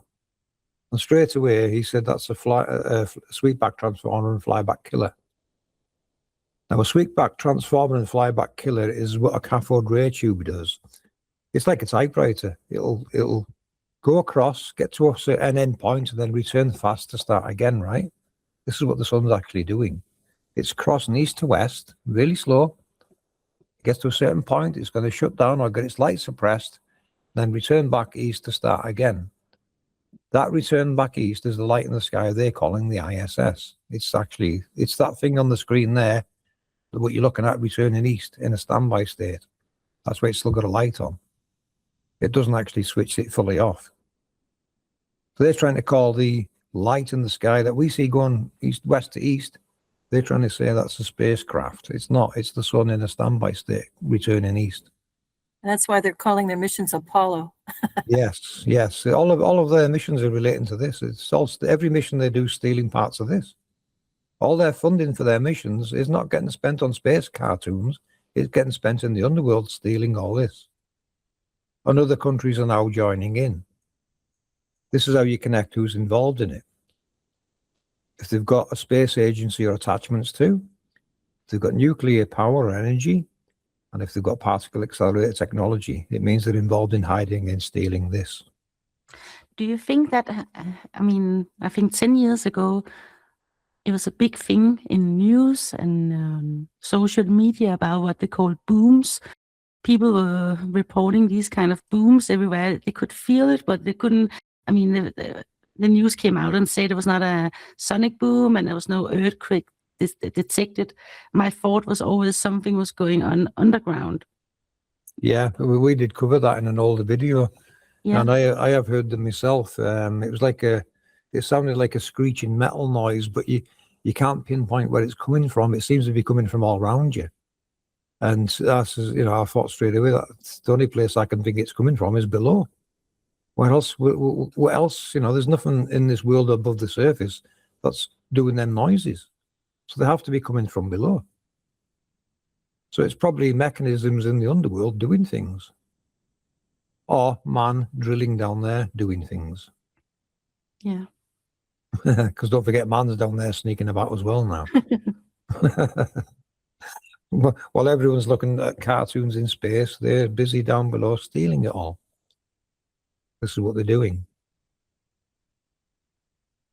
That's our theory. This is what our research covers, and the why. It's actually the why of everything. You're going to find all the world's problems, and it all relates to hiding and stealing this. So how do we, if we're talking about this 400-year reset, how would we make sure? How would you make sure to get this information to next generations? Would you have to go out and make those glyphs on the ground? Or? Yeah, go out, carve it in stone, any way you can. Our ancestors did the same. All these glyphs and things around the world are blueprints to this technology and how it works. That's what they are, and they're there so we never forget. But we've been indoctrinated to forget. All these temples and everything represent this technology and the layers of the atmosphere. All the depictions relate to this technology and how it works. It always has and always will. And they've slowly but surely eroded that information from our minds over the past 2,000 years. But once you start decoding it again, it becomes more and more obvious what it is you're actually decoding. You can't get away from it. I'll let Joy speak here, because Joy joined us not long, a couple of years ago, and she's been researching herself. Yeah, well, I suppose my partner, he discovered, or he heard one of FPV's videos where he mentioned that rainbows create the weather, and he said it to me, and I was like, oh, okay, whatever, and then I thought about it, and I thought I have to explore this. So I had a picture of a rainbow on a castle, and I sent it into FPV, and he directed me to the Discord channel. And I have been very, very interested in all the information there, and I've actually managed to capture 6 rainbows immediately around me where I live. And before I came to this information, there was one rainbow that I kind of was curious because it kept occurring in the same place. And I had that question, why is it always there? So once I joined the group and started listening to the videos and learning about all of what what FPV has presented today, I decided, well, I was going to have a look at this because it really pricked my curiosity. And I thought, what's hiding from me now? And I was so astounded, actually, that I had 6 rainbows around me and I'd lived in the same place for 20 years and I'd never noticed them. So it's just, it validates for you, the information that's been presented. And it's just so exciting. I can't even begin to tell you, the impact it has upon me, because I've then just been traveling around noticing the locations of, cathedrals and castles, forts. There's a lot of heritage in this country and it's still quite visible. Fortunately, I'm in Ireland. And so I've been able to identify a lot of what I've learned in real time. And I don't know if anybody would like to ask me a question, but it's a very exciting time to come to this information. And I do feel like as if it was a very close call, that it could have been lost so easily. One thing I'd like to mention is the scarab beetle, because it was held sacred in all cultures. And it actually is depicting the 2 halos, the male and the female, and where they intersect is the Vesica Piscis, also the all-seeing eye, and depicted in one of FPV's videos there, the Glastonbury tour, and quite evidently in that shape. So yes, it also helps, when you're identifying the rainbows, the smaller one being Adam and the bigger one being Eve, and also then in the halo that you can see in the sky, in which I've captured quite a lot of the Adam around the sun. And I've also identified or been able to capture 2 nodes of the female halo, which is more difficult to see because you need kind of colder climate for that to show. But and that's exactly what they're trying to hide. As FPV said, it's difficult for them to hide the male circle around the sun, the halo, but easier to hide Eve. I've captured a moon rainbow. Living in Ireland, I suppose we have so much rain. I'm nearly in the house and I'm going, the light looks conducive to me seeing a rainbow. So it becomes a little bit easier to identify them. But I know in warmer climates you get less rain, so it's a little trickier. But yeah, I don't know. If anybody has a question, I'd be happy to answer for you.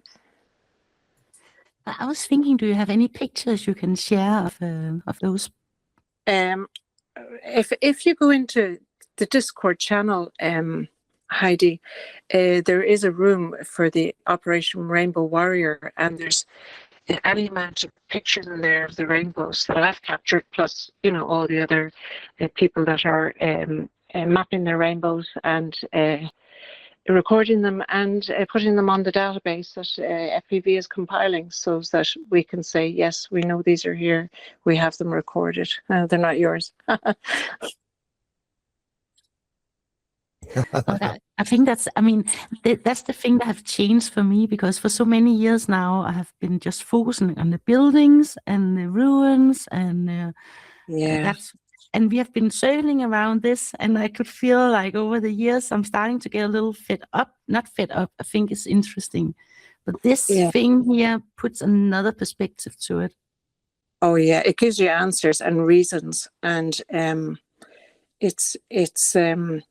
there's a guy on the Discord chat called Kevin, and he calls it the final destination, and I totally can relate to that, because I have been on the circuit of looking for answers, having questions. I see these mounds in this country here. We have lots of kind of rough ground where there be like firs and heathers, and then you have this beautiful fertile mound, and I'm like, what's going on there? What happened there? Why is that so fertile? Did they move soil there? What's going on? But now I know you know, that it's probably a Vesica Pisces place where the interface events are taking place and where creation is taking place. Even I was looking at some sites and I was talking to FPV as I was looking at the site, and FPV was able to say to me, go over there, there has to be water. That's possibly node 3 over there. And sure enough, I go there and here's a well, you know, so it's just proving it in real time is exciting, you know. Seeing really is believing, isn't it? You've got to see it to believe it. Yes. That's the beauty of our research. You know, we wouldn't lie to, you know, we wouldn't go around lying to people. We want you to go out and prove this to yourself, because we know you can. We've all done it ourselves. You'll prove what we said to yourselves, and you'll probably start mapping rainbows and joining us mapping them. Yeah, go ahead, Rita, is it? Yes. Okay. This is, I mean, it's along the lines of this, like, you're a truth caller in a sense. You're, you know, the logical facts that we can find out. Are you ever nervous that, like, or have you had an experience where there's been an attempt to make you and your research silent? Because, you know, it seems like so much is controlled, you know, what's allowed for us to see and whatnot, and certain people are taking off certain platforms because of this and whatnot. You know, whenever it seems like some things are truthful, there's tentacles that try to get involved to discombobulate. I'll explain some of the things. Yes, you know, I'll explain some of the things that's happened over the years. We've had people steal our research, release it under a different name, and monetize it and attach it to a map that doesn't work. So that's disinfo agents and thieves working together, ripping off our research. Right. Well, what about like secret? We don't know government. I mean, those kind of things. Oh yeah, I'm getting to that. Okay. I'm sorry. Thank you. I'm just going to rhyme off some of the things. My mind's like 100 miles an hour right now. So in this flat earth arena, it is actually gate kept pretty bad. This flat earth arena, you'll find we don't associate with anyone.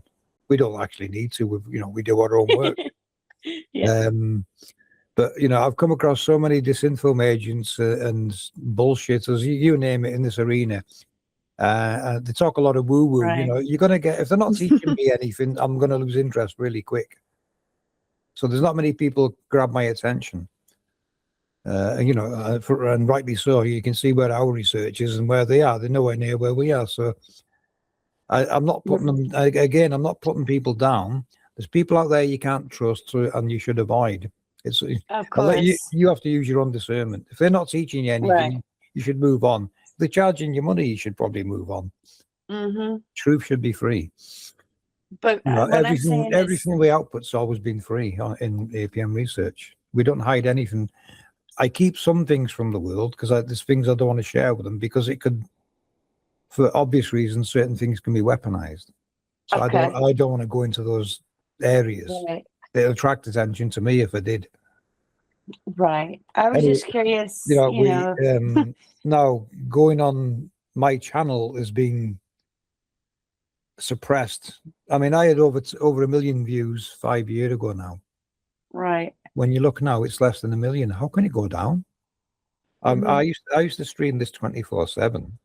But you know, it used to be a big burden on me. This research in the early days, it was a burden, because I was worried I could not get enough of it out to inform the world of what's going on. But the more I got out and the more people learned from it and understood it, that burden left me. It doesn't feel like a burden anymore. Wow, that's great. Because you're sharing it. And it's a true saying that, you know, a burden shared is a burden halved. It's actually true. I don't feel like it's a burden. I wouldn't care if they told me tomorrow now. This has been put into motion and it's never going to stop. Operation Rainbow is not going to stop now. Doesn't matter what happens to me. There's too many people seeing it. Right. It's community. I've literally nothing to lose. Wow. Well, thank you. You're very welcome. I know all you people would do the same, wouldn't you? We'd all do the same. I know that. Once you come across research of, you know, such phenomenal discoveries, you would have to share it. You have to.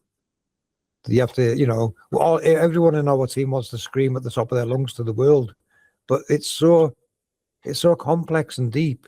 They'd look at you like you're a lunatic. You have to Yeah. explain, you have to explain it slowly through videos. I'm just going to Well, ask a I'm quick, excited. sorry, I'm just going to ask a Oh, real quick quick. question. Sorry. Mhm. Yeah, go I ahead. know that Sharon have a hand up, but it's just related to just this.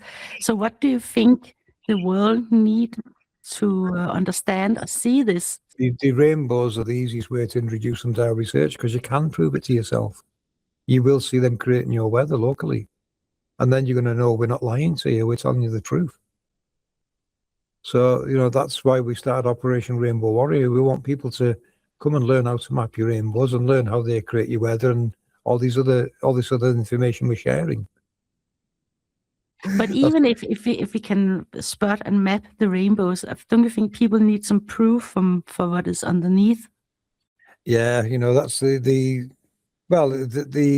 building of them. They're going to keep pretending they're building accelerators, and one day they're going to pretend to build one where your rainbow is, aren't they? You're going to say, "Oh, FPV was right. They're building more where that rainbow is," or they're pretending to because it's actually already there producing the rainbow, isn't it? I'm trying to think of ways to stop, to warn people what they're doing. And the rainbow research is the easiest way to introduce them to our research because you can go out and prove it. It doesn't matter where in the world you are. You can go out and prove this to yourself. And it begs all the right questions. Even without our theories, if people realize they reside where they see them, they're going to start demanding, well, what's creating it? Why is it always there all the time? It begs all the right questions because people are inquisitive. They're going to say, well, no one's explaining why it's there then.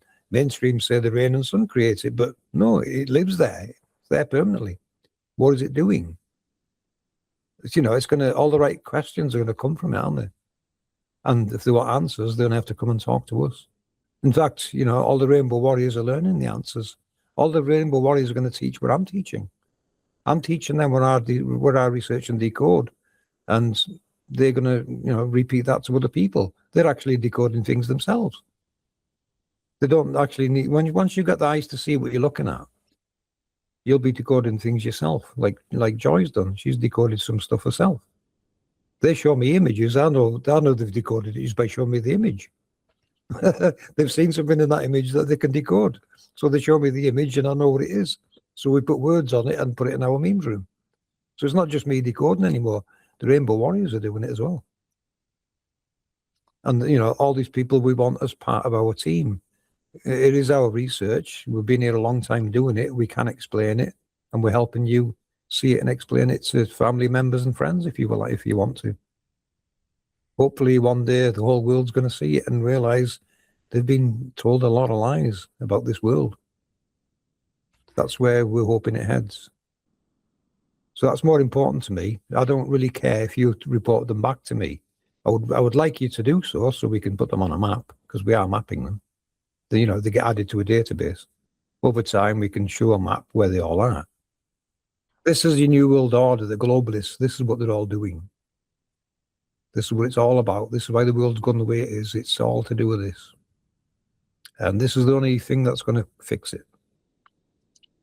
I can't think of anything else that can change the future apart from teaching people what we've researched and decoded now. It's very beautiful. But I think Sharon had her hand up and have for a very, very long time. Yeah, go ahead. Well, back when when Joy was talking about looking for wells, I put in the chat a YouTube video about a person from Ireland, a woman who has gotten into the whole looking for old wells and trying to reopen them up. And bless the water because of the, Emoto's work with the consciousness of water and everything. But I was wondering, I had listened some to Michael Tessarian, he's done a lot of research. He's Irish.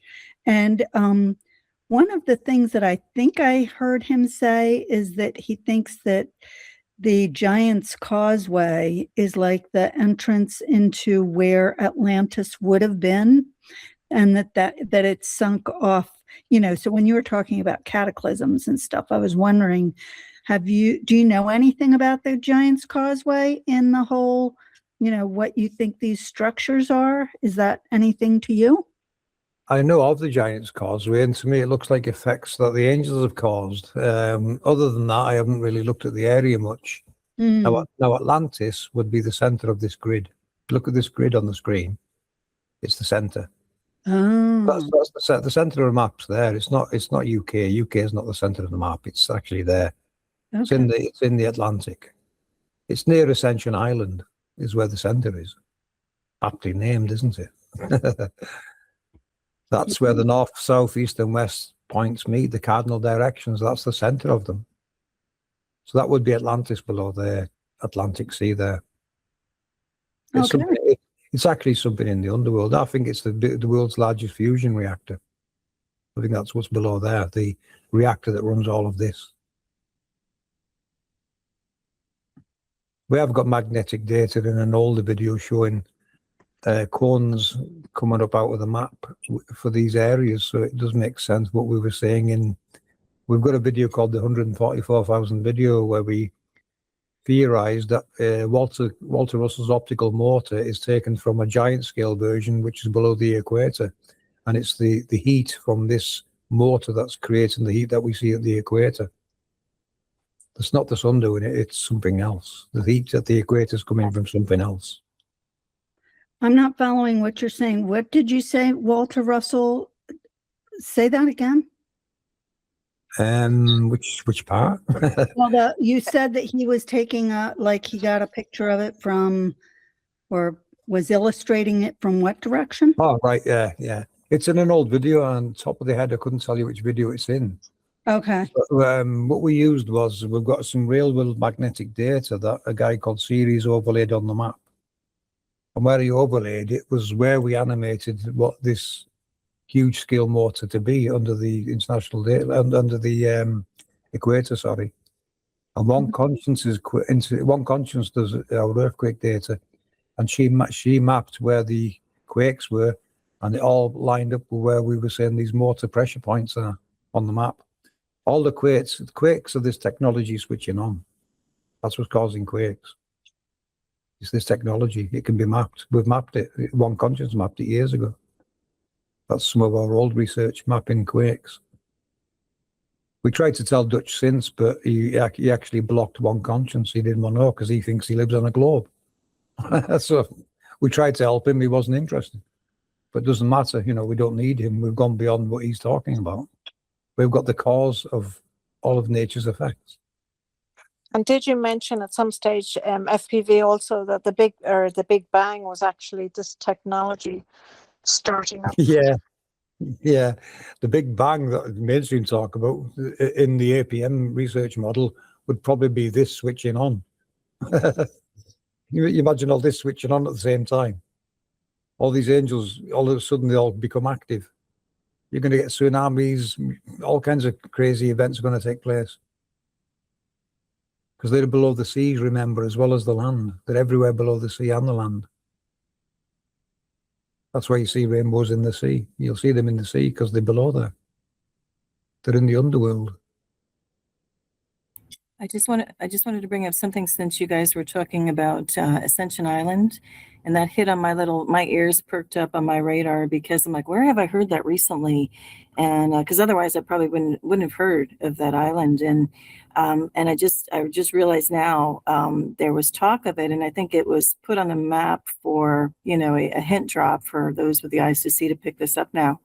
Mm-hmm. And that was that whole cruise ship getting supposedly infected with the latest scamdemic. The ship was named the Hondius, and there's ties to Greek and Roman symbology there because they like to go with the Greek and Roman figures, but the they that are trying to oppress the world. But anyway, it was interesting because they're trying to start this whole hantavirus crap, and the cruise ship gets diverted supposedly and ends up at Ascension Island. So I know that was a big tell in the media to get eyes looking onto Ascension Island. So it's just interesting. It's a usual destination for them to go, isn't it? It's also got the world's longest runway, which we think was used to where the space shuttle would land. Yeah. It's not going to space, it's going to land somewhere, isn't it? So it's probably Ascension Island it was landing at because it's got the world's longest runway. Also, there's a mound on the island somewhere that some of these astronauts used to put their sneakers or their trainers used to hang them up there. So that to me was like an insult to the creator. That was taking place on Ascension Island. That's a fascinating. Yeah, there's a big, there's so much to that right now. Yeah. But it is, it's the closest landmass we can see to the center of this grid. It's the grid that, the center comes from the grid, not the map. It's where this grid's centered when you look at it. The cardinal directions, the center of them all are right in the Atlantic, in between South America and that's it, the northwest tip of Africa. The American Find the phrase "all roads don't lead to Rome; they lead to Ascension Island." and then Rome. Yeah, no, yeah, it's definitely Rome.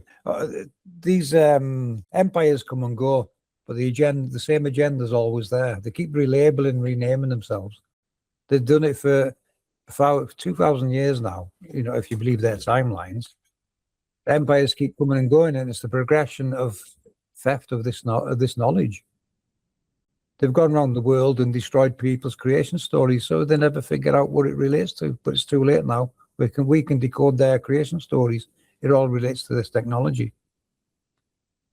We are doing videos on that. We've got videos coming up and some to work on in the future.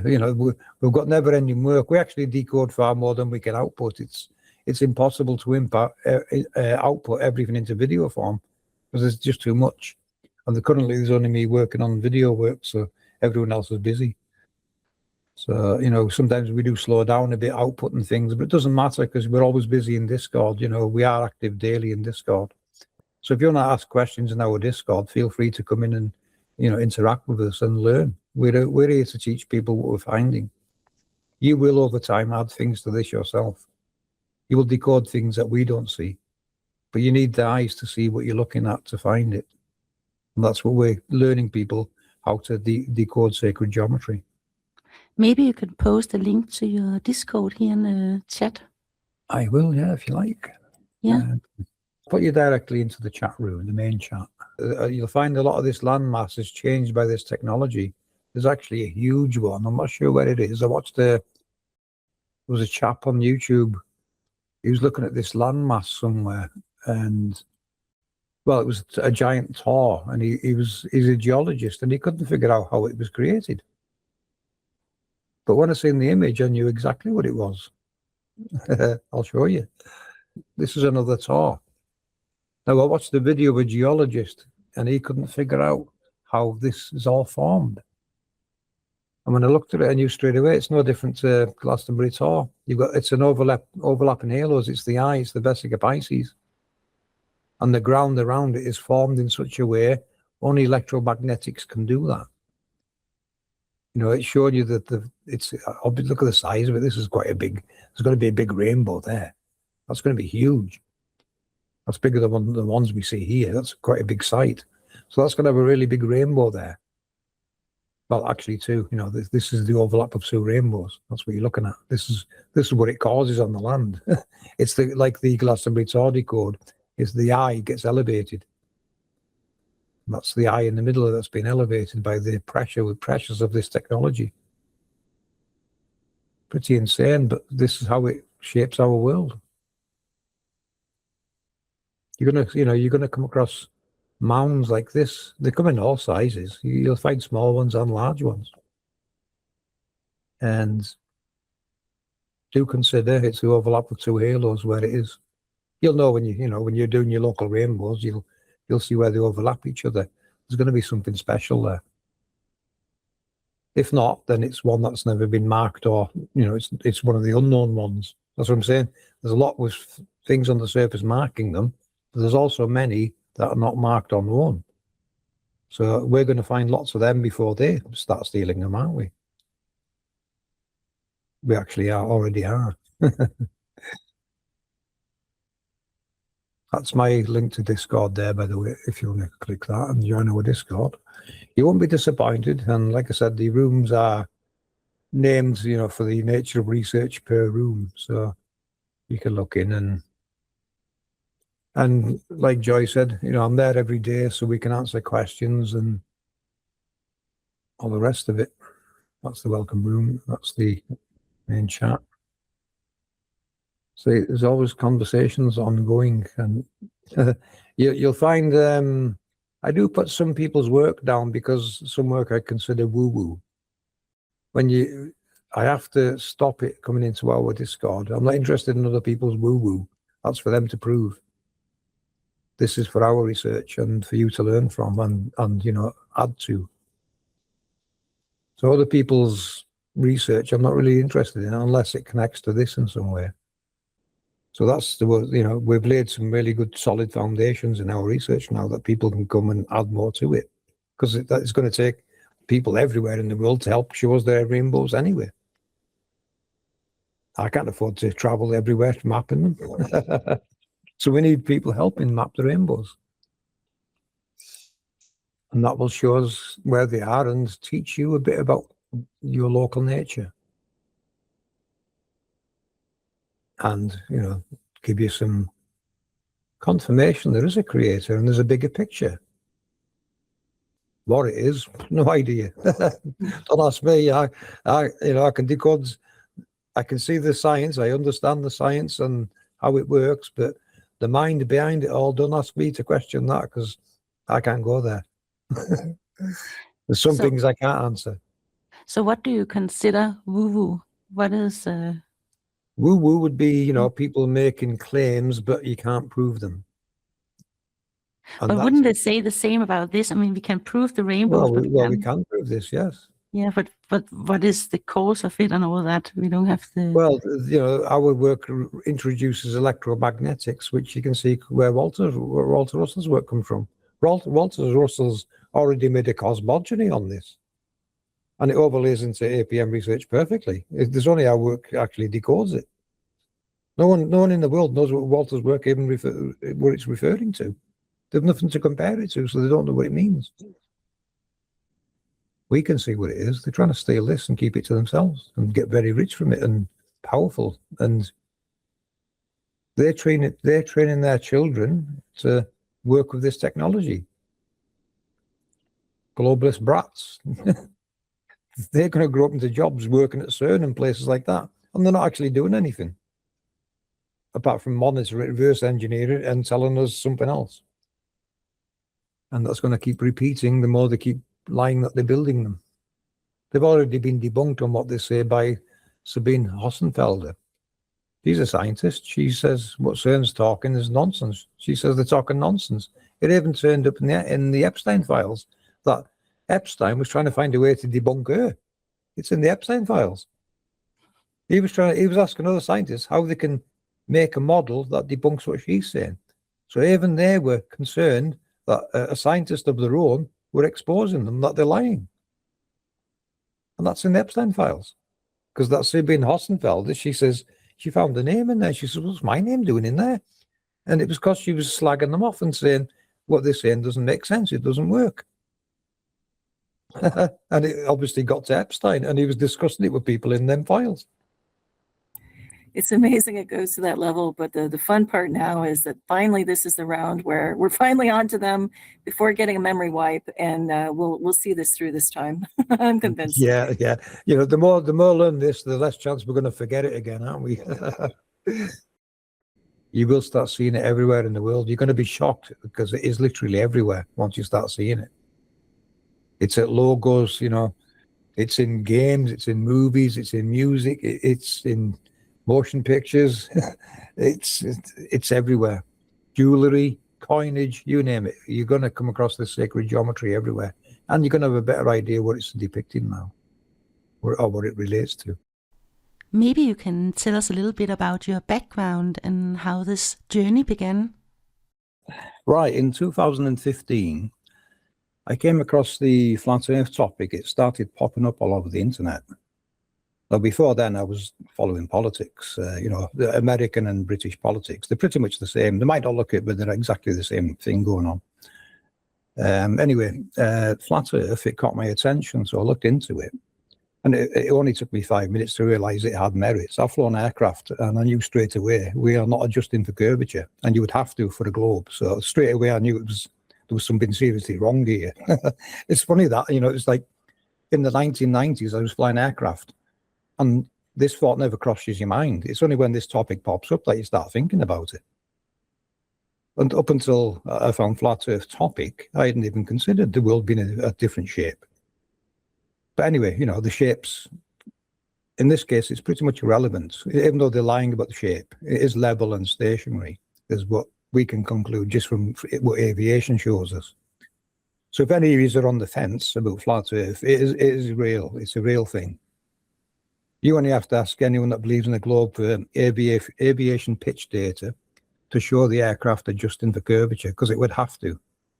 The attitude of the aircraft's going to constantly change up to the point where you're upside down in the south. That information would be recorded, and it isn't. It doesn't exist. So them aircraft are not moving around any globe. They're flying straight and level. So this is what started my research. I thought, wow, they're lying about the shape of the world. Why? So then I realized, okay, if these aren't planets in the sky, what are they? What is creating and moving them? There has to be some mechanism that's making them move. You know, they're not rocks floating in space no more. We've debunked that. So what are they? Are they rocks? No, they're not rocks. They're not even solid. They're not solid objects. They're spheres that have an image imprinted on them that flips and mirrors either side of their true location on the map. That's why people in the south see the reversed image of the moon. It's physically impossible for a solid object to flip it and reverse its image to someone south of its location compared to the north. It's impossible. So it's kind of behaving like a water droplet. There's an image coming from somewhere, which I would presume from below, which is the face of the moon. Either that or the sphere that's creating it has got things on it, and that's what we're calling the moon. You know, all this bit of detail. It might be nothing more than electrical arcing, shading, and dirt, for all we know, you know, on this sphere. But, you know, we're getting into guessing the composition of the map of the moon now, aren't we? Which we don't need to go into. As far as I'm concerned, it's more like scorch marks and things like that related to the process of how this technology works, which we'll get deeper into later. But that was my thought at the time. We're looking at, it has to be technology. Why would they lie about such a great thing? The only reason I could think at the time, this is back in late 2015, there has to be technology involved. So my research began, okay, can I find any references to technology in anything from the ancients, anything from holy books, from creation stories, from glyphs, myths, legends? You have to look at it all. So I did. And lo and behold, it started popping out. I realized what they're talking about in all these characters that they're naming in books or depicting as characters, they're a personification of the technology that we're actually looking for. So this is the map. The grid you're looking at here is what I decoded from the Nazca lines. All these grid lines and circles come from the Nazca lines. And when I seen them there, I thought, I've got to overlay that on a map. That's actually Antarctica at the bottom. That's, you can see it's a lot larger than they usually show. But it is a big place. Anyway, this is the Mercator map. I tried other maps, didn't make any sense, didn't work, and I can find lots of ways to debunk all the other maps that are out there. So I won't work with those people because I know they're lying or they haven't done their research. But, you know, I'm not here to put other people's work down. I'm here to show you how I got to where I am. Now, when we overlaid it with this grid, this map, certain locations started popping up in the world that we had to investigate. Like, if you look at the dots at the top, hold on, I'll get my mouse. Can you see my mouse? Yes. Right, up here, in Norway, I think it's Norway, there's the Kola borehole, yeah? It's right where one of these dots are on the grid. They're drilling, it tells me they're drilling down to something below ground over that location. And the same's happening over here. Where's it? It's this one here. They're drilling for oil here. So they're drilling down to these locations on the map where these markers are. So they're getting things from the underworld that they're lying to us where it's actually coming from. Because, you know, they'll tell you oil comes from dinosaurs. Well, no, I don't think it does. I think it's already here. I think it's part of the process. They're drilling down to it and just helping themselves to it is basically what they're really doing. You know, if you look at all of these dots on here, you'll find there's volcanoes and all kinds in these locations where these dots are. Now, if you remember from your holy books, and even the Book of Enoch, which is not a holy book, it's Old Testament, which is, it doesn't really mention God as such like your Bible would. There's very interesting information in it when he starts talking about the gates in the north, south, east, and west. And that's what caught my attention with this grid, because look, we've got exactly gates in the north, south, east, and west on this grid. So I had to scale it beyond the international date lines, because they would have to be outside of the international date lines. So what I realized then, and I can prove, I did this in 2017, when aircraft are crossing the map, you still see my mouse, yeah? Now, when they show a flight radar 24, you'll see aircraft go across there and then arrive here, yeah? Or going east and then arriving in the west on the other side of the map here. Well, that's impossible on a level plane. If you're going east, you're going to keep going east. You're not going to arrive this side of the world, and vice versa. If you start off in Australia and fly over here thinking you're going to get back to Australia, it's not going to happen. You're on a level plane. Australia is in one location only. It can't teleport across the map. So what I realized was World War II was all about taking control of these perimeters. The North and South treaties had East and West international date lines. They don't want you going outside of this grid. I'll show you the red marker there. They're the prison walls. That's your international date lines and North and South treaties. We're not allowed to venture outside of that box. Because if you do, you're going to realize you don't live on a globe. You're going to find you're actually probably going to get lost.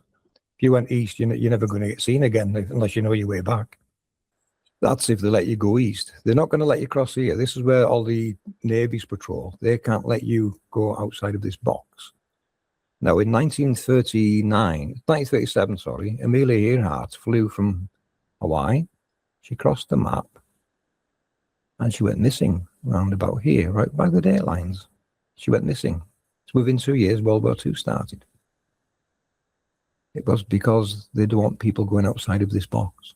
They needed to mark this box as the international date lines. On a globe, you would be able to fly east and arrive in the west, because it's just going to keep looping around, isn't it? But we don't live on a globe, so that can never happen. So they're faking the flight data at the international date lines. They're not crossing the Pacific. Not one person's been able to prove to me in 9 years they're crossing the Pacific. Not one. Because you can't. That sea in the east and that sea in the west are two different seas. They don't meet. It's a level plane, remember. So they can't allow you outside of this box. That's why World War II was about taking control of air and shipping. They control all the air and shipping and tell them how to get around the map. They give them the flight routes, which I found actually take off. If they were taking off from Alaska, right, to get to Australia, say, they would take off from here, they would fly west for a little while, then they would go north, they would go over the top of Greenland and come down through Russia, down this way. I caught them doing it on flight radar. Then I realized that's the only way it can be done. You can't go west and arrive in the east, or east to arrive in the west on a level plane. It's impossible. So there's a deception, and we've done more research after realizing this on the deception of the international date lines, which included sunrise and sunset times and things like this. Someone's asking a question. I'll stand by and wait for the question. So what happens with the little hop, step, and a jump from Alaska over to Russia? What do they do then? That's not Russia to the west of Alaska. That's what they fooled you with. It Right. can't be Russia because Russia's in the east. I've got a video on my channel. It was a group of young people flying in a private plane that flew from Alaska and landed in what they thought was Russia, west of them. Straight away, military involved, detention, threats, trying to scare the kids. But what I did notice on the flight, on the way to that landmass, there was no compass visible in the aircraft. I was looking in the aircraft and they'd hidden the compass. Why would they hide the compass? In an aircraft, you need that. And what I did notice after it landed, someone had put the compass back on the dash, and guess where it was pointing? Northwest. Russia's in the northeast, remember. It's not in the northwest. So it was definitely a plane landing somewhere in the northwest on land that they're telling us is Russia, but on old maps you'll find it's called Terra Sonis Incognita. It's unknown land that they've claimed is Russia. So this is the deception of the date lines. This is what's taking place. And of course, Russia control that bit of landmass, so they're going to make it hard for people to cross the map that way, because you can't cross the map that way. There's only certain routes you can take. This is why they made the canal systems, Panama Canal, Suez Canal. This is to get across the map quicker, because you can't go outside of it. It's all about, cross. This is all you've got. This is all you've got to work with, and all the flights and everything's getting, the data's been flicked. None of them's going outside of that red box, apart from probably Epstein kind of flights, and these people that control the show, they'll be going outside of it, but we're not allowed to. Commercial aviation and shipping will be restricted to inside that box. Their shipping routes will only move them across the map inside that box.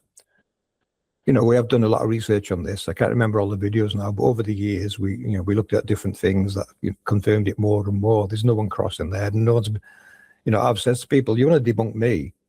Get on a plane, GPS your flight, going west, and show me you arriving in the east. Not one person's been able to do it. Because you can't. It's not a globe. Anyway, that's, this is the map work that we were doing. We covered the map first, see, and then as well as be decoding the sacred geometry behind it and what it relates to. This followed on from this discovery. I think someone's wanting to ask a question. Hi there. I just wanted to say that they give you a little bit of a pseudo hidden in plain sight on the little flight cards in the front of your seats on the plane. It's always bothered me, although now they put it on a TV screen in front of you while you're in flight.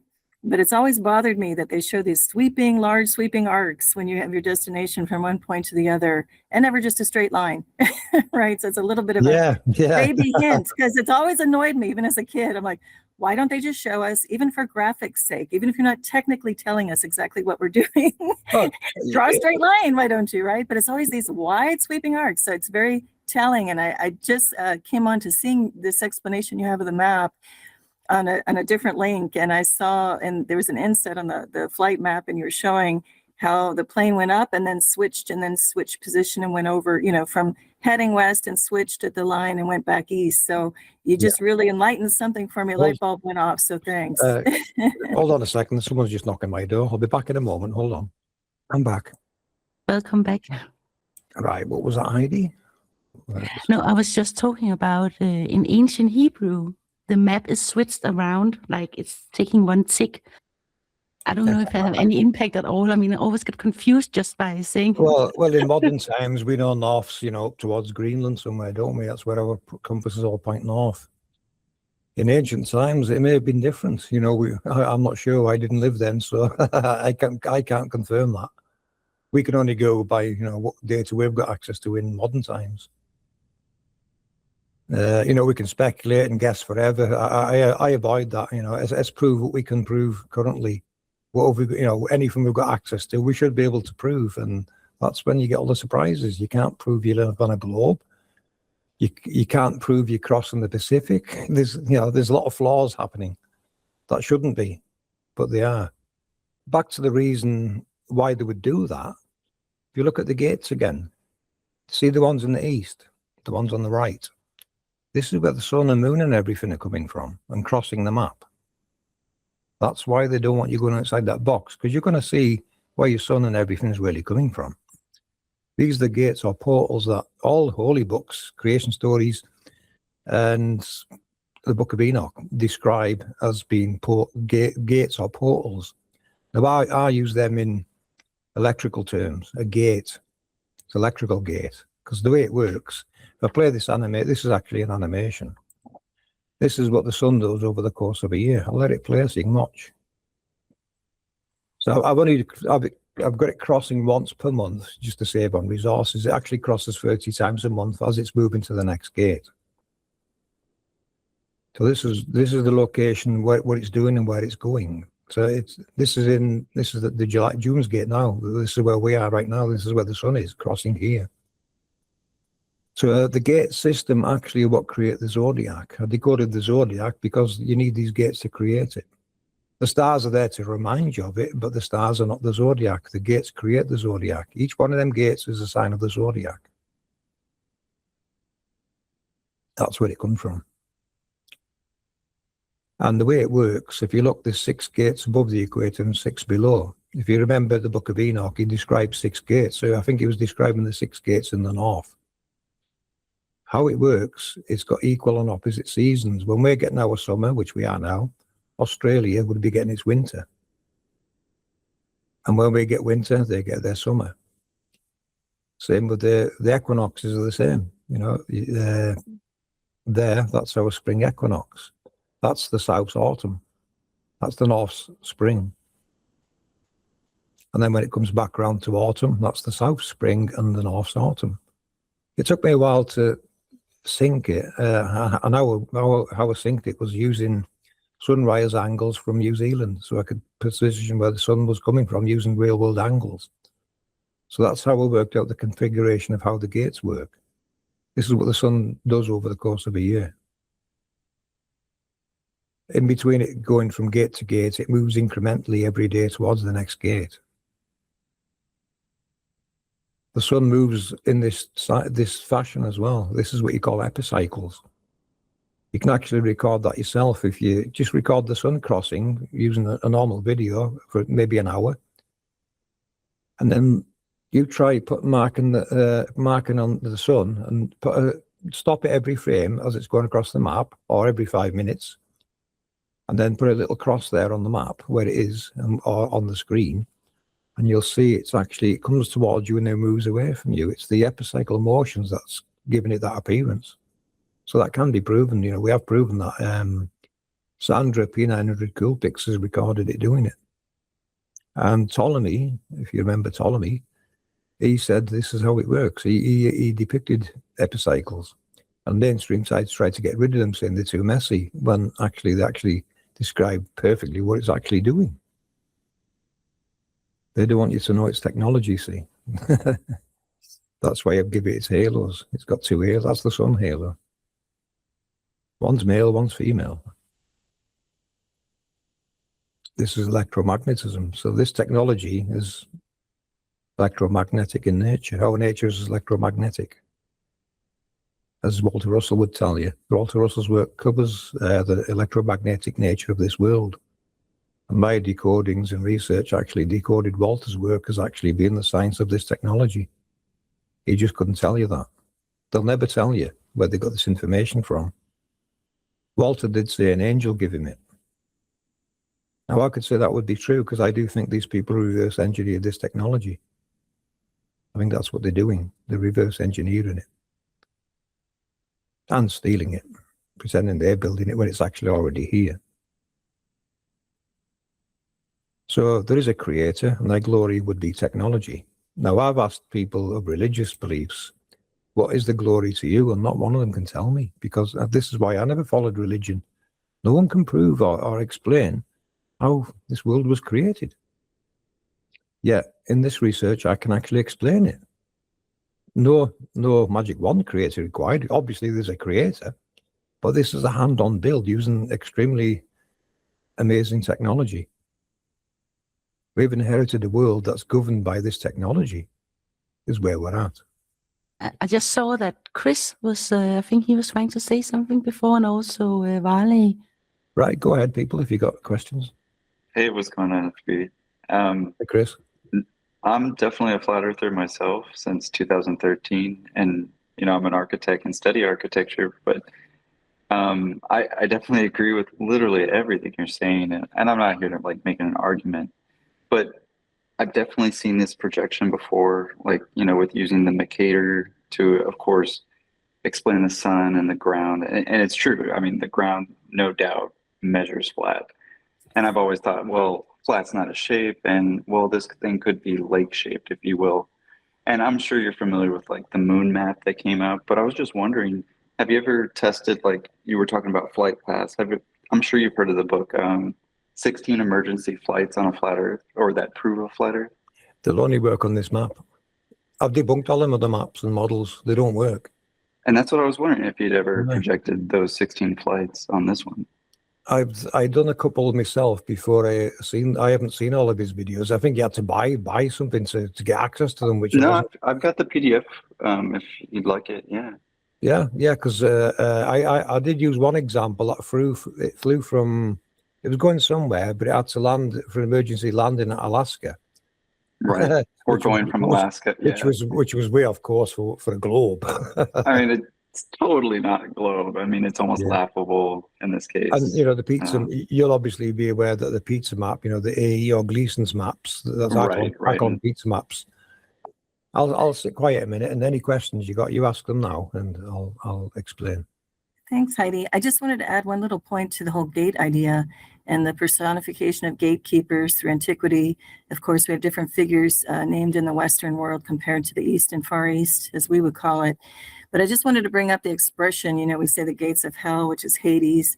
And if you take that back to the ancient Greek texts, the etymology actually of Hades is the unseen one or the invisible. So it supports that it's what's in the shadows, what's unseen, and it's outside of your boundary box as you have it. And then that further just led me to, of course, they're going to put a personification of Bill Gates, the hidden hand. So anyway, I just wanted to mention that. Yeah, personifications, it makes more sense when you realize, what have they personified and what they're actually trying to explain with it. What do all these personifications actually represent? Because we know they're personifying everything. And that was that's what we've been doing, decoding. Is it a male expression or a female expression? Because this technology, you've got electromagnetism working together, creating here. This technology is actually creating. As it's this is what they do every day. They're creating. They're all doing creation roles. All this technology. And all of the secret society hidden hand types that are quote unquote running the world are so obsessed with the inversion of the male and female. So it all makes sense. So we never get to what's going on. It's the same with the rainbow, isn't it? They've desecrated the rainbow by attaching it to people's sexual preference. It's desecration on a grand scale. They're desecrating everything that's used to be sacred. So we're putting the sacred back in geometry. That's what our research is going to do. That's right. we're going to show the world what it really represents, because it belongs to us all. This is our birthright. This belongs to all of us, not just a handful of people. We've all got a say in this world. We've inherited it. We haven't given ownership of it to anyone. We all have a share in this. But until people realize what the world is and how it works, they're missing all this information. That commandeering of the rainbow in the ways that we all know now, that is so huge. In the 70s, it was for everyone, and now it's just cornered. And it's bigger than what people think. The ramifications of who's trying to, not the actual people who are supporting it. I have nothing against people's preferences. However, from a global strategy move, they just commandeered the rainbow. Like, who gives them the right, like you're saying, the right to do that? For shame that they're doing this, right? And before that, kids used them for birthday parties. Look at that. That's terrible. They've taken them off children. I had jeans with the roller skate and the rainbow. I was all about the rainbow. Loved it. Still do. Now you probably get called names wearing it. Yeah, I haven't lately because psychologically they've worked on it, because no one wants to be quote unquote labeled. And look at the whole thing of labels. I don't want to get too off topic, but labels popped up. I remember clearly in middle school with Nike. And what is Nike? One of those, Athena, Nike, the gods, goddesses, the thing that those are the ones playing with all this stuff and trying to commandeer it. So I remember labels just came about back at that one specific time. We didn't have labels before that, right? Well, all their labels and logos that they use, you're going to find it actually relates to the angels and their processes. You're going to start seeing that in our research. All these logos they use actually come from angelic technology or information and processes. And isn't logos the ancient word for where God is sitting, or I don't remember exactly. Oh yeah, and the spirit world, the electromagnetism. This is the spirit world. The invisible world is electromagnetism. A magnet can move things through the ground, no problem. It can attract things towards it through a wall even. Look at the scale of these magnets we're talking here, these electromagnets. Some of these rainbows we're mapping are 3 miles wide and even larger. That's a big electromagnet. Common sense tells me we live on an infinite plane. It has to be infinite, because if it's got an edge, then you're back to floating in debunked fake space. There's no such thing as zero gravity space. So it can't have an edge. There's the sky and the ground, and both are infinite. Now, we don't know how far out this technology goes, but we can tell it goes outside of our known world map already. Now, Admiral Byrd mentioned lands south of the South Pole. When you think of the South Pole, that's the dot at the bottom of the screen there. That's the South Pole. So it's south of there, in other words, outside of the known world, there's land that people's never seen before. There's another clue that, there is lands beyond. There has to be, because the sun's coming from somewhere, or they all are. Look at the one that goes into the Gulf of Mexico. You see the shape of the Gulf of Mexico? One of these goes right into the bay. That's why they always have tornadoes and waterspouts there. It's coming from this technology. This technology is manipulating the seas locally. They're all local events. Localized events. All your weather's local events. Everything's a localized event, even when the luminaries are crossing, like the sun. The sun will interact with local angels in your region as it's passing. This is when you get your storms. Weather changes with difference in speed of winds. The wind speed will increase. Your local angels will become more active, because they're now doing a shepherding role, shepherding, say, the sun or the moon or something across.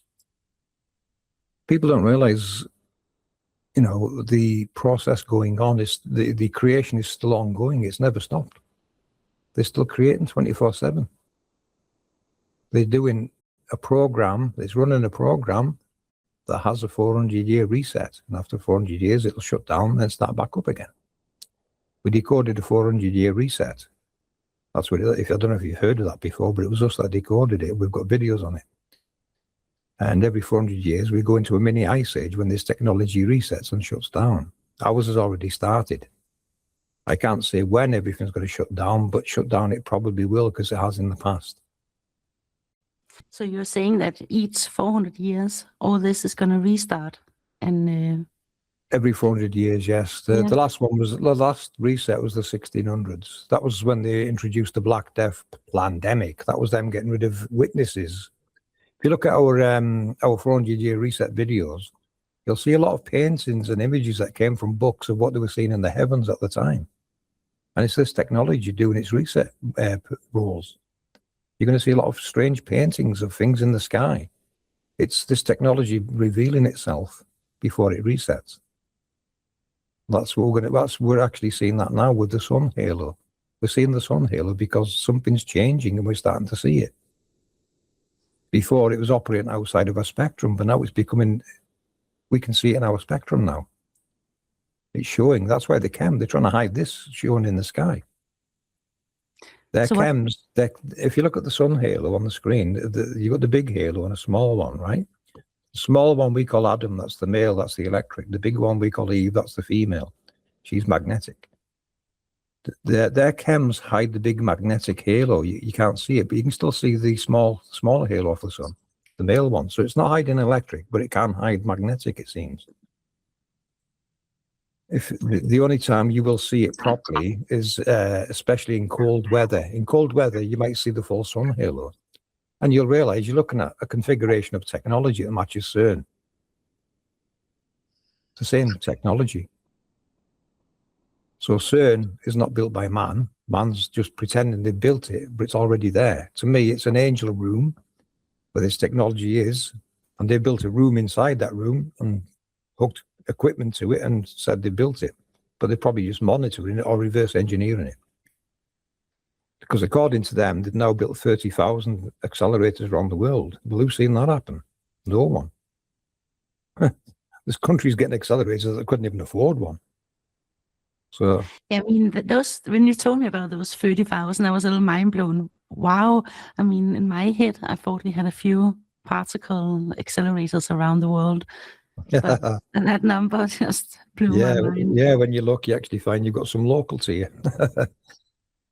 And you know, this technology has always been here, because our research, our Rainbow Warrior program will show you how they create the weather in your local area.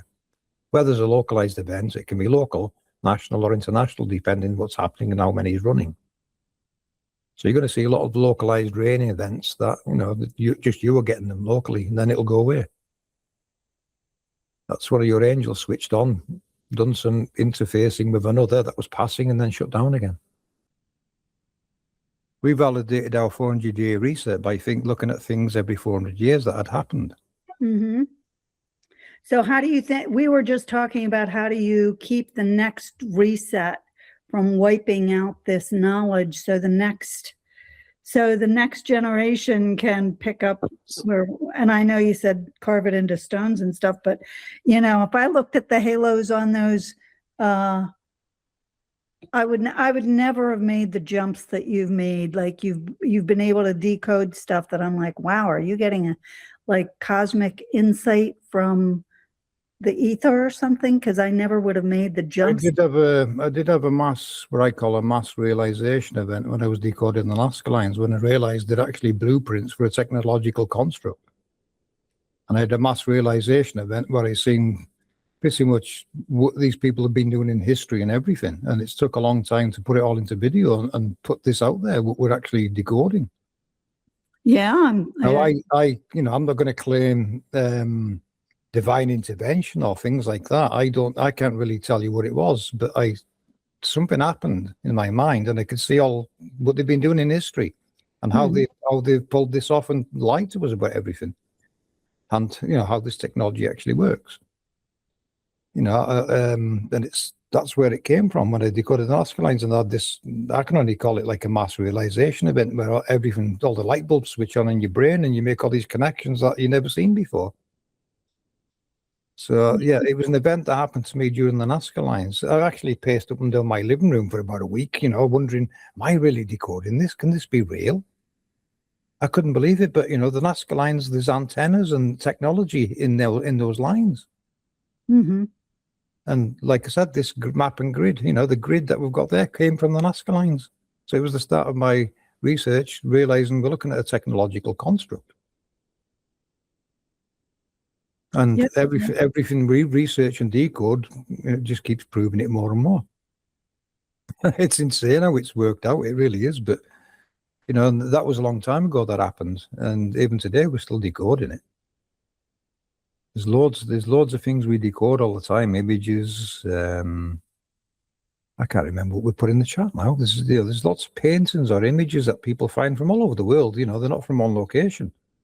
One of the researchers tested me one day. She kept showing me different images of things, and after about 10 of them, you know, I was decoding them and telling her what they were represented. And after about 10 of them, I said, "What are you doing?" And she said, "That's interesting." She said, "These are all from different countries, but you're decoding them all the same." I said, "Well, they're telling me the same story. They're all telling the same story to me. You know, I can recognize what it's actually depicting." And it's processes and things relating to this technology, you know, and how it works. That's what they're all there for. That's why they were made. You know, there's a very fine line between worship and glorification. They're trying to say our ancestors were worshipping all these gods when actually they were glorifying the angels is what they were really doing. So a very fine line there that they crossed. They lied that they're worshipping. No, they weren't worshipping. They were glorifying the creation. This is what all the sacred geometry in the world actually is doing. It's glorifying it. We weren't worshipping it. Everyone glorified it because it was so important, and for humans to understand them. It shows me everyone in the world knew at some point in history. Everyone knew and understood this perfectly. And it's only the Roman invasion where everything went sour after that. What do you think the pyramids were? Were they some kind of technology? They're actually a nuclear reactor. They work like Walter Russell's motor. Now, they're very clever because they used conductive stone. So the conductive stone can take electrical charge through them. So even though it's made of stone, it's still got metal particles in that will still work the same as a fusion reactor. And that's why water went into it. It's compressed into the chambers and it expands out. Compression and expansion. This is how you compress and expand and create electric. So it was a power station. So was the Rome Colosseum. They've taken the metalwork out of the pyramid and Rome Colosseum that were related to the compression of water. The niches in the King's and Queen's chambers, they're the same shape as Walter Russell's motor. The same shape as the Angels, if you look at them stacking in the sky digitally. It's all compression and expansion. That's what nuclear fusion actually is. It's compression and expansion of water. You compress it to a fusion point, and every stage of its compression, you can harness electrical energy from it, a positive and a negative, on both sides of the motor. You know, Walter's motor was modeled from how this technology and how the Angels actually function, what's powering them.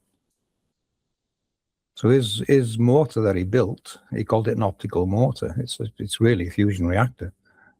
It powered a 52-room university with all the power it ever needed, and it was only 6 foot in scale. You can work this at any scale. So you can have a giant Angel doing it, or you can scale it down to like Walter did to run a 52-room university. Now, we don't live in 52-room universities, so it tells me something that would fit in your hand could run your home. Scale it down to let's say a 6-bedroom house. You're only looking there at something the size of your hand that would power it. And it's the compression and expansion of water. It's the light particles that's trapped in water that's generating the electric. It's very clever science. It is angel science, creator science. This creator of this world teaches science and knowledge, not worship and religion. That's man-made. That worship and religion comes from man. Science and knowledge is this creator's teaching science and knowledge. So the thing that heated the university, has it been replicated? If it has, they're keeping it very quiet. I thought that myself. Well, why hasn't everyone made one of those? I've got the plans on my channel. All the plans that he used to make it. He was building this for the military. So what they've done is kept it for themselves. They've put it in the nuclear submarines, the nuclear aircraft carriers, nuclear power stations, and everywhere else, and kept it to themselves. That's what they've done. Walter wanted to give it to the world. Same as Tesla, all our scientists come with the best intentions, yet once the military gets their hands on it, it's gone. They keep it to themselves. Yeah, I But guess Tesla would turn in his grave if he knew what his name had been used for today. I think that's why Tesla died poor. He didn't want to make money from it because it would be wrong, wouldn't it? You're making money from the creator's glory. I think that's going to weigh on their shoulders. They're going to have a big burden on their shoulders working on this because they know what they're working on. You'd have to be stupid not to know what you're working on. So Walter and most of the great names out there have tried to tell you about this technology in their own way without actually naming it. Tesla's job was to show you how to work with it. He didn't invent alternating currents. He just called it that. It's actually already here doing it, and it's the north and south poles on this technology that create it. But an interesting thing is I spent some years on ancient Hebrew and the Old Testament, and I also got another story than what's written in the Bible. And for me, all of it, I saw it as an inner journey, but it could as well go the other way out to this model. And when you have like Cain and Abel is two opposite. One can't exist without the other. The other one will always be there. They're two poles, you could say. The same with Aaron and Moses and Esau and Jacob that turned to Edom and Israel. It's all the same. I mean, it's in the opposite. Yeah, that's where a lot of the family members come from. You see some of these stories will have male and female characters in, and it's referring to the poles on a halo. That's what it's really referring to. It's either the halo itself or the poles on it, because the poles are also male and female, remember. Your North Pole's a male pole and your South Pole's a female pole. So it could be the poles on the halo or the actual halos itself they could be referring to. So, when we're decoding it, we have to try and determine, is it talking about one of the poles or the halo itself? But it's always about this technology. This is what you're going to come to find. It will fit in with this somewhere, and sometimes it takes a bit longer to get the answer. Because like I said, you've got male and female characters all over the place. Is it a pole it's referring to, or the halo itself? Because the halo itself would be, the big one would be the female, and the small one would be the male. So it depends on the story you're decoding, what you can get from it. You can't always decode all of it, but you can decode pieces of it because you know what it's referring to. And you find that a lot, really. You decode parts of things, but you can't decode the rest because it doesn't make sense, or it's talking about maybe a process you don't know about. Yeah, I mean, there's one thing that stood out for me. I mean, the first many books, if you translate them directly into ancient Hebrew and almost they're very similar to Egypt hieroglyphs. It's a repeating story. It's keep repeating. And when you get a bit further ahead in the Bible, there's it doesn't hang together anymore. And of course, we don't know who wrote the Bible and how did it all came together. But that's another thing, that repeating story. Maybe that also relates to... Apparently it was a Scottish king that wrote the Bible. And it's also copyrighted to a human being. So, whoever the creator's got nothing to do with the Bible. No, the Bible should actually have images accompany it, so it knows, so you know exactly what it's referring to. And once they've removed them images, you've just got a story, and your mind automatically fills in the blanks. You assume it's talking about people. That's how they tricked everyone. They didn't tell you it's personifications of technology. The sun, Jesus is the sun. The gods is the sun. The son of God. God means light. So it's the son of light. Well, half the fun with all of this is the decoding, isn't it? That's the kind of fun part for us now. We each kind of hold pieces and we search for pieces. And even in Nostradamus, and whether people believe that Tesla, Nostradamus, if these were real people or not, supposedly attributed to Nostradamus's quatrain in 1555, he talks about the great motor of the ages. Well, what the heck, back in 1500s is someone would say a great motor of the ages? Right? Yeah. And it's this technology. So it's, they had to hide it.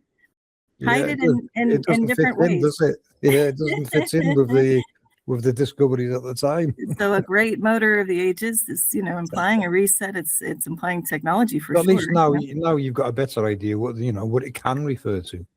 Exactly. That's, it can differ, and that's the thing. I can see you've got a good mind already because you're putting pieces together now that relates to technology and not people. Well, we all come with our piece, and we all come little things like your attention is the rainbows, and more than that. But I mean, in other people, you lock onto something and it makes sense. It's like a language. It's like flows, right? And so we're all coming with our different languages, and we're going to dispel the stupid Tower of Babel moment where it's confusing us, probably a memory wipe, and taking away our ability to speak, But eventually we'll get to telepathy, but that's a whole other thing. So, but the point is that we each have a piece, and it is weaving a story, and we're trying to, get to what's going on. And it's fun to see it more coming together than asunder.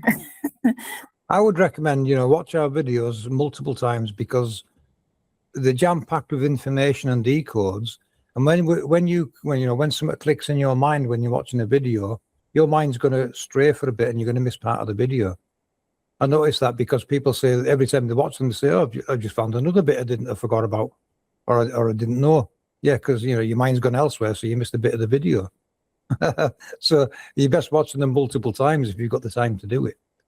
Yeah, that is how it works. It's a lot to take in, but in a good way, And there's a timing to all of this too, and there's a slow drip that kind of needs to happen for the unfolding for all of us to kind of grasp some of these revolutionary, there's a better word for it, but mind expanding concepts dropping in on us. It's like we're all we've been hitting the snooze button, and now we're like, oh wait, what?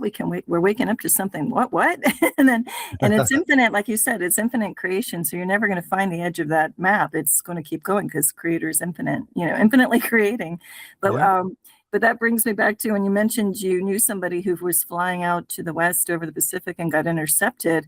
I would love to know how much of a force they have to keep watching that perimeter to stop us from bouncing out of it. I would love to break it. Any aircraft that cross it accidentally are going to get shot down. I know that because they've done it. Flight 007 Korean Airlines got shot down because it flew outside of the world map. They tried to tell you it crossed the international data lines and went into Russian airspace. Russia's not in the West. Yeah, when you look at that model. So it was shot down by possibly America, not Russia. Russia will take the way these people work together, it's good cop, bad cop. Russia's the bad cop. America's the good cop. Well, yeah, it's one owner of all the teams. Yeah. So sometimes they have to play good cop, bad cop when they have to shoot a plane downstairs. Sure, that's the because cover that was story. that was a passenger plane they shot down. They tried to say they have zero qualms shooting anything down, blowing anything up. It doesn't matter. Because that plane would eventually run out of fuel or get somewhere it's not supposed to be. So they had no choice but to shoot it down. Right. I think they let Admiral Byrd, leak that one phrase. Well, he was under control. He fell out of a window in an asylum, apparently, didn't he? He what? Oh, he fell out of a window. He I think died of the buddy did. The radio man did. And supposedly he died of some type of health related thing, but his son turned up dead in a warehouse who, that's part of it. But anyway, on a happier note, though, they did at least let one, I think, truthful line come out when he said there's a land beyond the lands, and he was going to run out of gas and they turned back. But we didn't get the full story. And that's another kick in the teeth for the globe, because you would not say south of the South Pole, because on a globe that would put you into space. So he's not talking about a globe, is he? He's talking about a level plane. Well, he surveyed, according to the story, that was released. So that's all we have to go on right now. Yeah. But supposedly he surveyed, but to your point, the world wars and all of that was just an excuse to survey all the territories or lock it down. So supposedly he took a tour over the North Pole first. A lot of people associate him just with the South Pole, but he first did a voyage over the North. And that was the one where he said the North. When you look at the North one, it's science fiction. That was definitely not written by Admiral Byrd. It's also right. I'm just saying fiction, whatever we're allowed to hear, because going through and authenticating verification, but just for the purposes of face value, just taking their stories for now. We know that's loaded with falsehoods. Yeah, you're right, because we can't validate it, but him just and just for a common reference point to start to get into this strange thing for him to say, isn't it? It's what? It's a strange thing for him to say, south of the South Pole. Well, the first journey to the quote unquote north, was that he entered in an area that the everything got scrambled magnetically. So that's trying to substantiate. I don't bring that one into it, because that's definitely not Admiral Byrd's writing. Whoever wrote that's not Admiral Byrd. I'm just setting the foundation for the overall story and then to go from there. But I'm not saying I'm supporting anything. I'm just saying this is the narrative so that we have a common reference for people that maybe haven't heard of it associated with him. But he supposedly goes off and does one tour of the North. But then the rest of the focus of his story is definitely supposedly the South and Antarctica. And but anyway, the point is that there were supposedly two tours. The one where he said there were lands beyond the lands was the North reference story. The South, they don't talk about him seeing lands beyond the lands. The South was just the whole Operation High Jump. So it was two different stories. Anyway. No, the story he talked about south of the South Pole, that is in the South. That's South Antarctica. That's what he said on that interview. South of the South Pole is lands that's never been seen by human eyes. That's what he said in that interview. I must say that Admiral Byrd, our guest tonight, is not only our greatest living explorer, but he's been an inspiration to countless Americans. Admiral Byrd, you've been to both the North Pole and the South Pole. Is there any unexplored land left on this earth that might appeal to adventurous young Americans? Yes, there is. And not up around the North Pole, because it's getting crowded up there now, because they find out it's really usable, not only to live in, but militarily. But strangely enough, there's left in the world today an area as big as the United States that's never been seen by a human being. And that's beyond the pole on the other side of the South Pole from Middle America. And I think it's quite astonishing that there should be an area as big as that unexplored. This is a tremendous So challenge. there's a lot of adventure left down at the bottom of the world. Admiral, do you hope to see that? I do. And I know the more people join us, the more answers we're going to get, because there's jigsaw pieces everywhere waiting to be put in this. I Well, can't. there's a timing to it too. I There's- can't do it myself. We haven't got a big enough team to do all that. It's impossible. But even your information, it is, groundbreaking, but it's not the type of thing that you just kind of sally forth and wander in and like go have that aha moment. It may take like slow bites, little digestion for some. For some, it's an immediate, whoa, I see it, right? So again, It's like each of our individual, when our soul, I believe our soul knows when we're supposed to pop up, wake up to certain things. And it's like, oh my gosh, if we let them see it now with the eyes to see, oh my God, their whole world's going to change the When way you think about it, when you think about it, it probably does take us about 400 years to work out where we actually live. Think about it. If even though they're lying, say that again. It takes years for what? It probably takes us around 400 years to work out what we actually live on. To work out what this world is. So the resets could be 400 years to stop us ever working out what we live on. Oh, that's exactly what it is. Because I was talking to Heidi and we were saying the creator should have put booby traps in place, which I think they probably did. But these people have clearly bypassed these booby traps. But 400-year reset could be another booby trap. Like you start doing this, it's going to go into a reset, and you have to start all over again after it. The world's going to get that biblical type chaos that they talk about in the resets or whatever. Quakes, all the rest of it, tsunamis, and we have to start again. And I think collectively, we all feel that frustration. Like, dang it, man, we didn't make it in time to get to put this all together before the last one and this one and this one. And I'm feeling it. I'm like, I'll be damned if I'm going to be cut off here. And there's a reset before we can, all come together and flip this back, from the inversion to the normal. Yeah. Well, I think the Georgia Guidestones were actually put there to remind them what to do after the reset. Because you look at what was on them. It was about controlling the world, wasn't it? How many people they allowed in the world? I mean, who are they to put a number on that in the first place? But it was all about controlling. They got more than they need to remember in the bowels of the Vatican or wherever else you want to say it is. So I think they've got it more than on that. But that thing did get obliterated, and that's interesting why that happened in the timing. I just had a question. Now you were talking about all the pilots earlier, and you said also in the 1990s you were flying aircraft. Did you at that time, you understood that the world was not what you were told it was? No, I didn't. No. I was a glober. I thought I lived on a spinning ball, and it never even crossed my mind that the aircraft and what it was doing and what we were told. It doesn't cross your mind. It only crossed my mind when I came across the flat Earth topic, and that's when I realized, holy shit, aircraft are not adjusting for curvature. That was it. It took me 5 minutes to realize we live on a level plane. So I'll always use aviation as my evidence for a flat plane. Well, I say level. Well, flat's the wrong word. A level plane. That's the biggest con artist job on all of us of all time, right? Even as kids, as a little kid, I remember going, no, we're not spinning. Like, I think everybody's common sense and intuition is we're not spinning. I know. And then we're lied to, and then we all believe it. You point the sun out to someone and say, what is it doing? And they're going to say it's going from there to over there. Yeah, so it's moving, not you. They automatically say the sun's moving, like they know. But they don't realize on a globe, it's not the sun moving, it's the world, isn't it? It's the globe. The globe's revolving around the sun, according to them, remember?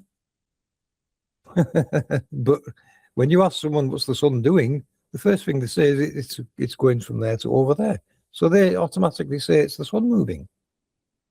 Well, what's interesting is that's correct, isn't it? Well, it's called sunrise, sunset. And when you break that down into etymology, Set is one of the Egyptian gods. Sunrise is related to Ra. So anyway, it's interesting because we don't say It's sun also circumvents, sun does a little dance. No, it's just rise and set. well now you know Jesus relates to the sun. The sun is the Christ, so the Antichrist is the off switch. The on switch is the Christ. The off switch is the Antichrist. That makes sense. Yeah. So Antichrist, or the Passion of the Christ, as Mel Gibson would call it in his movie, he's actually got a fetish for light switches. It's the shutdown process is what it's actually talking about. Yeah, I think we talked about the other day about Lucifer. I mean, it's mentioned only one time in the Old Testament, and I mean, I don't think it means what we are told. So here, Lucifer, Halo. The name is only used one time in the Bible, but it comes from halal, and halal means to be clear, and that can mean from a sound or from a color. So something to shine or to show or to boast. So here we're talking about the shining energy lost its position between two poles and descending into a lower layer of the system, maybe. Here's that children's poem that I decoded. Oh, yeah. Jack and Jill. Do you remember this poem? Jack and Jill went up the hill to fetch a pail of water. Jack fell down and broke his crown, and Jill came tumbling after. It's talking about the angels. Jack and Jill is Adam and Eve. The hill is a Tor. The pail of water's because they make it rain. Jack fell down and broke his crown. That means he was switched off. He's lost his crown. Jill came tumbling after. She shuts down after him. So it's even in kids' poems to remind you what it's talking about. That's what I said. You're going to find this information in the strangest of places. It could also be that they went to go get the knowledge and then they fell and they had a reset and they don't remember anything. But that's what that's talking about right there. Jack and Jill. It's Adam and Eve. Adam and Eve's the big halo and the small halo. You know, it's electro and magnetism. So all the halos, we call them Adams and Eves normally, unless we know the name, like St. Mary, they label them as saints. They're actually just naming the angel, really, if it's a male or female one, the big one or the small one. But they're denying poor Jill a crown. I don't think that's right. Maybe you could explain a bit about the kings and queens and the symbolism and the crowns and all that. I'll show you where the crown. On the chessboard, right? Like king takes queen, queen takes king, and all that. I'll show you where the crown actually comes from. You've heard me mention 4 poles being elevated. Yeah. Well, Here's an example of it here. Look, see the 4 pluses. There's your 4 positive poles off the halo, and there's your 4 negatives. And crown relates to the corona or the sun as well. It's actually the shape this creates in the sky. It's really referring to. Hold on. That's a great picture. That was a really nice photo. There's where your bishop's hat comes from. Look, it represents the Vesica Pisces overlap. Oh yeah, right there, strategically located. There's Adam. There's Eve. There's the bishop or the interbase event. This is talking about angels. This is the personification of the process. Analog and digital representations at the sides. And then you've got a water bearer with a trident off to the side. Yeah. Creating steam, which would be your clouds and things, the manipulation of water. Yeah, definitely technology, any way you slice it in that imagery. Yeah, these are, this is the meme room. You're going to see lots of images. You might not understand the decodes, like this one here. Jesus, there's a rainbow, and then you've got 2 females. It's actually poles 1, 2, and 8 of the sun halo. Pole 1, pole 2, and pole 8. It's depicting the sun halo. The pot is obviously the Taurus field. It's also, even the stars, you can decode it from the stars as well. There's Crater is the pot. The constellation Crater, it represents a pot. This is the crown, look. This is where your crown, this is where royals get the crown from. It's actually the 4 elevated north poles of the male. And they just made a big deal about the Pope. doing the opening ceremony for Sagrada Familia just like last week. That's Sagrada Familia there in Barcelona. Mm. Yeah, And I thought it was odd that the Pope showed up and they made such a big deal out of it. Well, I mean, it is, they say 150 years in the, renovating process. And we know a lot of that was existing prior and, forget about the history of it. But caught my attention that, they just had the opening ceremony now and not any other time, right? Mm-hmm. There's another representation of a rainbow here in this building design. You can see half of it's above ground and half would obviously be below, like a real rainbow is. And they've used all the colours from the rainbow on the windows. Yeah, no mistake on the symbolism there. Yeah. You can tell straight away what it's trying to show you, can't you? There's the Jesus and Mary. Look, it's actually the sun halo it's talking about. The sun and the mother. Son and the mother. The father's there behind. He's just not mentioned in this. That's the father, the male, isn't it? Male, female, and they create this, the son. That picture there is a personification of this. Do you see it? They actually put the circles around it so you can't miss it. You see the scarab beetle shape behind them? So do you think there's a meaning behind that the rainbow have been hijacked? Because I was now looking into rainbows in my area, and right away it was almost impossible because everything that showed up was all this LBQT++ or what it's called. And that was the majority of rainbows showing up. I think they preempted us turning up with the Rainbow Warriors arriving at some point, and that's why they desecrated it. They knew someone was going to decode the rainbow sooner or later. There you go, look at this one. Two different photos of two different rainbows over the same cathedral. So I blended the two images together so you can see now where the overlap would be. You see them overlapping? In the background behind there on the map, you find there was a castle there. It's gone now, but there was one there. So the same again, the castle is in the Vesica Piscis overlap of them two rainbows. And this pole, this cathedral sitting on pole 2 of the halo below. They're marking the sites. All these structures are marking where the angels are below, well, parts of them. I mean, what you can see there, the ceiling, there's your 10 in the stack of what we showed in this animation here. There they are. That's how the angels can structure the layers of the atmosphere. I love it. They try to erase it all, but they're not going to get away with it. It's too much to hide, isn't it? Because it's everywhere. There's too much to hide. Someone wants to ask a question. Yeah, I just wanted to see. I know it was one of the. I think it was a couple days ago. Someone posted on your YouTube a really awesome rainbow, and how it goes into a cathedral. I don't know. It was on your post on YouTube, and I didn't know if you maybe wanted to show that. I think it was like 2-3 days ago. On YouTube? I'm not sure, but I'll have a look. It was a fantastic video to the point. Is that real? And I mean, I know it is. You could tell that it's. Yeah. Oh, was it this one? It was so beautiful. I was just like, wow. Was it that one there? Oh, zoom in. This one. Yes, I believe. Yes, and then how the clouds moved in. I honestly thought of Barley because she's the knowledgeable one about clouds, and yeah. But I watched that and I was just like, wow. Like I've never seen a rainbow that was so dominant in the sky. Like just, yeah.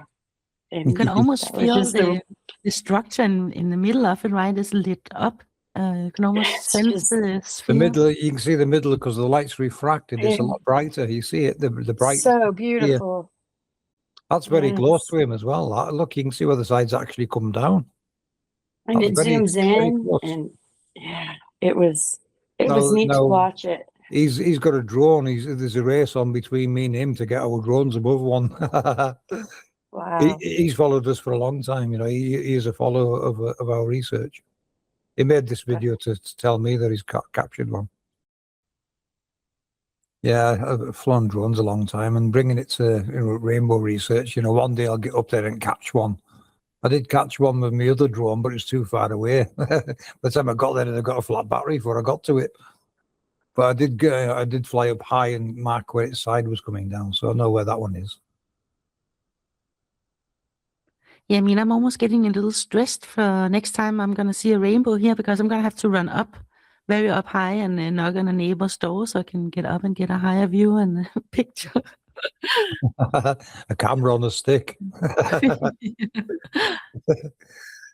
Yeah, the drone does make it easier, but you have to have it on standby for when the rainbow suddenly appears. Make sure it's charged up. I have captured one with my other drone. I'm waiting for a smaller one to appear so I can get this drone above it. The big ones, they're too high up, you can't get to the top of them. They're too big. But I mean, it is a good way to hide all this technology if it is underground, because all these places are being sacred, and churches and whatever on top, and no one is allowed to dig down. And Well, now you've got an idea why they build where they build. They're marking the site for a reason. There's something special there that they're marking. You never get hassled for using your drone, do you, in public? No. Okay, good to hear. Most people don't even know where I'm standing. I hide myself. I've got goggles on. I'm steering it with goggles, so I don't even need to be anywhere near it. Need to give you a Harry Potter invisibility cloak. I can send it miles. I can send this drone miles. Yeah, you're doing a great advertisement for all of us to go get a drone now. I do promote it in our Discord, and I even give them advice on which ones to go for, depending what kind of flying you want to do. what about underground, if you can squeeze down somewhere? Yeah, if I had access. Well, a shortcut, I say shortcut, it's probably a long cut. Your lava tubes will lead to an angel room, because the lava is what they're creating. That's your elements all molten and nuclear. That's what lava is. It's what the angels are producing, lava. It all gets molten down into lava. So if you can find a lava tube and follow it, it should lead you to an angel. Now, most people that go down there, they either go missing, or it's just too long, or it's flooded. They go for miles, these lava tubes. But where are they coming from? They're actually manufactured. We've done a video. You can see they're actually manufactured, these lava tubes. They're designed to compress and expand the floor as it's moving. It's actually in the design. You can see it on the walls. If you watch our video, you'll understand when One Conscience takes you through the video. She's explaining it. Yeah, I mean, I think it was Shipu I watched many years ago, and a lot of those actually just look like man-made tunnels. And when there's a whole other aspect to it, because what is lava? And it might not be what we have been told it to be, and how it can actually start. Yeah. Because they're telling you it's molten rock. It's actually molten elements of rock and all kinds, because it's that hard to process. The volcanoes, the induction zone of Adam and Eve's halo. Certain configurations of this technology is what's creating the volcanoes. In scriptures, it calls them the seraphim, the fiery ones. So I think it's a certain configuration of the angels that's causing the volcanoes and the molten process. Probably big angels, melting, creating stuff and melting everything around them. You've got this is where your induction cookers come from. It's ripped off from this technology. Induction coil. Eve's is an induction coil.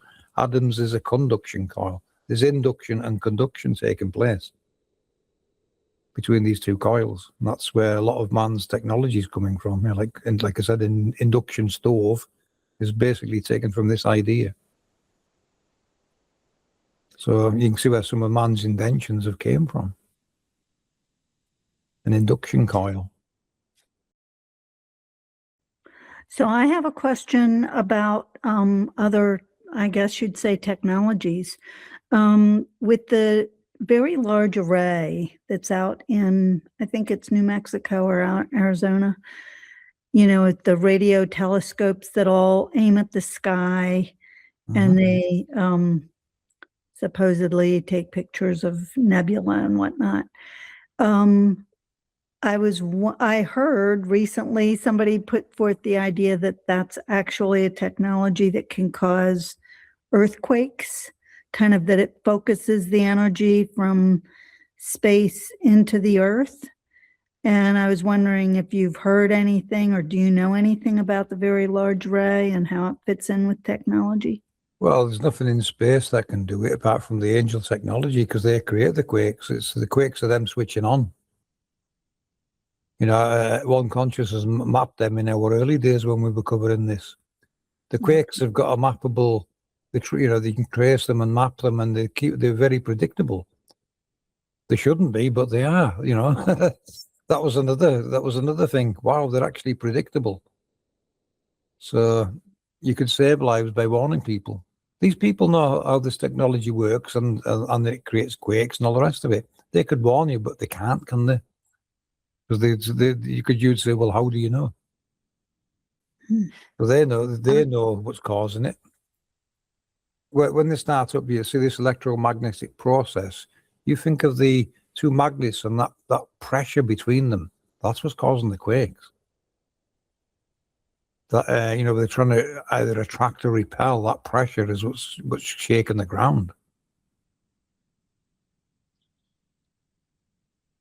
So there's our answer for earthquakes. It's the pressures of this technology when it's operating. It's causing the ground to shake. It's trying to break loose. It's, you know, they want, Adam and Eve want to be together, and this technology is separated in a way that they can't properly be together. You know, this is because what they're doing is separating the North and South poles. All the magic happens in between them two poles. That's where things start getting created. Elements and, you know, the interface process, because the North poles get elevated into the sky, the South poles get elevated downwards. In between the interface event, that's Adam and Eve trying to get back together. That's all them pressure and forces trying to come back together again. They don't like being apart. So it's actually, it's probably the best love story never told when you think about it, because Adam and Eve want to be together, and this technology is separating them. It's separating the poles apart is what it's doing. This is what it's actually doing. It's it's stretching the poles apart into the sky, and they want to be together. So that's what's causing the ground to shake. That process is what it's doing. They want to be together, and it's going to cause the ground to shake. Does that make sense? Yeah, and how does that fit in, or how does the tectonic plates, are there actually tectonic plates, and are they along those circles that you The have? tectonic plates would be groups of angels in certain areas. So when the sun comes into a certain area, that plate's going to become active and activate all them angels, because it's going to interface with them as it's crossing, remember. So something in this technology is either sending signals or activating things as it crosses the map, and things get switched on to do their function and role. So, you know, it's definitely automated. They're all automated processes. This is automated. It's not, you know, it's not some guy down there pressing buttons. It's automated. It keeps doing the same thing over and over. And then it'll reset after 400 years, and then it'll run for another 400 years again. That seems to be what it's doing all the time. So it's definitely automated. Very high tech, computerized, definitely. I think that's where computers came from. They stole the idea from down there. All of our technological advances have came from how these work. They can work with it. You know, everyone mentions the Industrial Revolution, but they don't mention the technological revolution that we've been having. And look where it's at today. The technology we've got now is insane. Look at all the technology advances we've made in the last 50 years alone. When's that ever happened? Yeah, it's coming from down below. You know, they're creating and inventing things from it. Is that a good thing? Well, we like our technology, don't we? We like our technology, but they're not telling you where it came from, where they got the ideas from. So most patents, I would say, are probably up for a question. You know, did they really invent it, or has it been taken from this in some way? A lot of their technology I can see come from ideas knowing how this works. It's like when you see the sine wave on the oscilloscope. You ever seen a sine wave on an oscilloscope? oscilloscope, when you're working with electrical equipment, you can connect the oscilloscope to certain, like a TV set, say, and it'll show you the sine wave. Sine wave in 2D, in 3D that would be a spiral. So it's actually showing you a spiral. This technology spirals. It's all spirals. This is what's sacred about the spiral. The sacred spiral from ancient times. It's how this technology actually works. The spiraling pressure waves of electromagnetism is what it's actually talking about. Again, another thing to decode of the spiral. That's what's precious about the spiral. That's what's sacred about it, because it represents how you create electricity. Electricity is the compression and expansion of wire. The light entities within the wire are being compressed and expanded by a waveform traveling down the wire. So maybe this is also explaining what we call gravity, which may not be what we think it is. Yeah, we did decode. I'll give you a link to it. We already decoded gravity equals mc squared. We debunked Einstein. Einstein's work's a train wreck. He actually set himself up to be a train wreck in the future, believe it or not. And I'll link the video there. This is our research on Einstein, LIGO, other theories of other people's, like rising Earth. We debunk that in it. So the world's not moving. But that'll explain, what Einstein was talking about and how his theory actually fails. And then we go into, our decodes of things, gravity and all the rest of it. Gravity is it's the pressure, it's the electromagnetic pressures of this world. Lighter things will rise, heavy things will fall. The heavy things are falling towards Eve's electromagnets.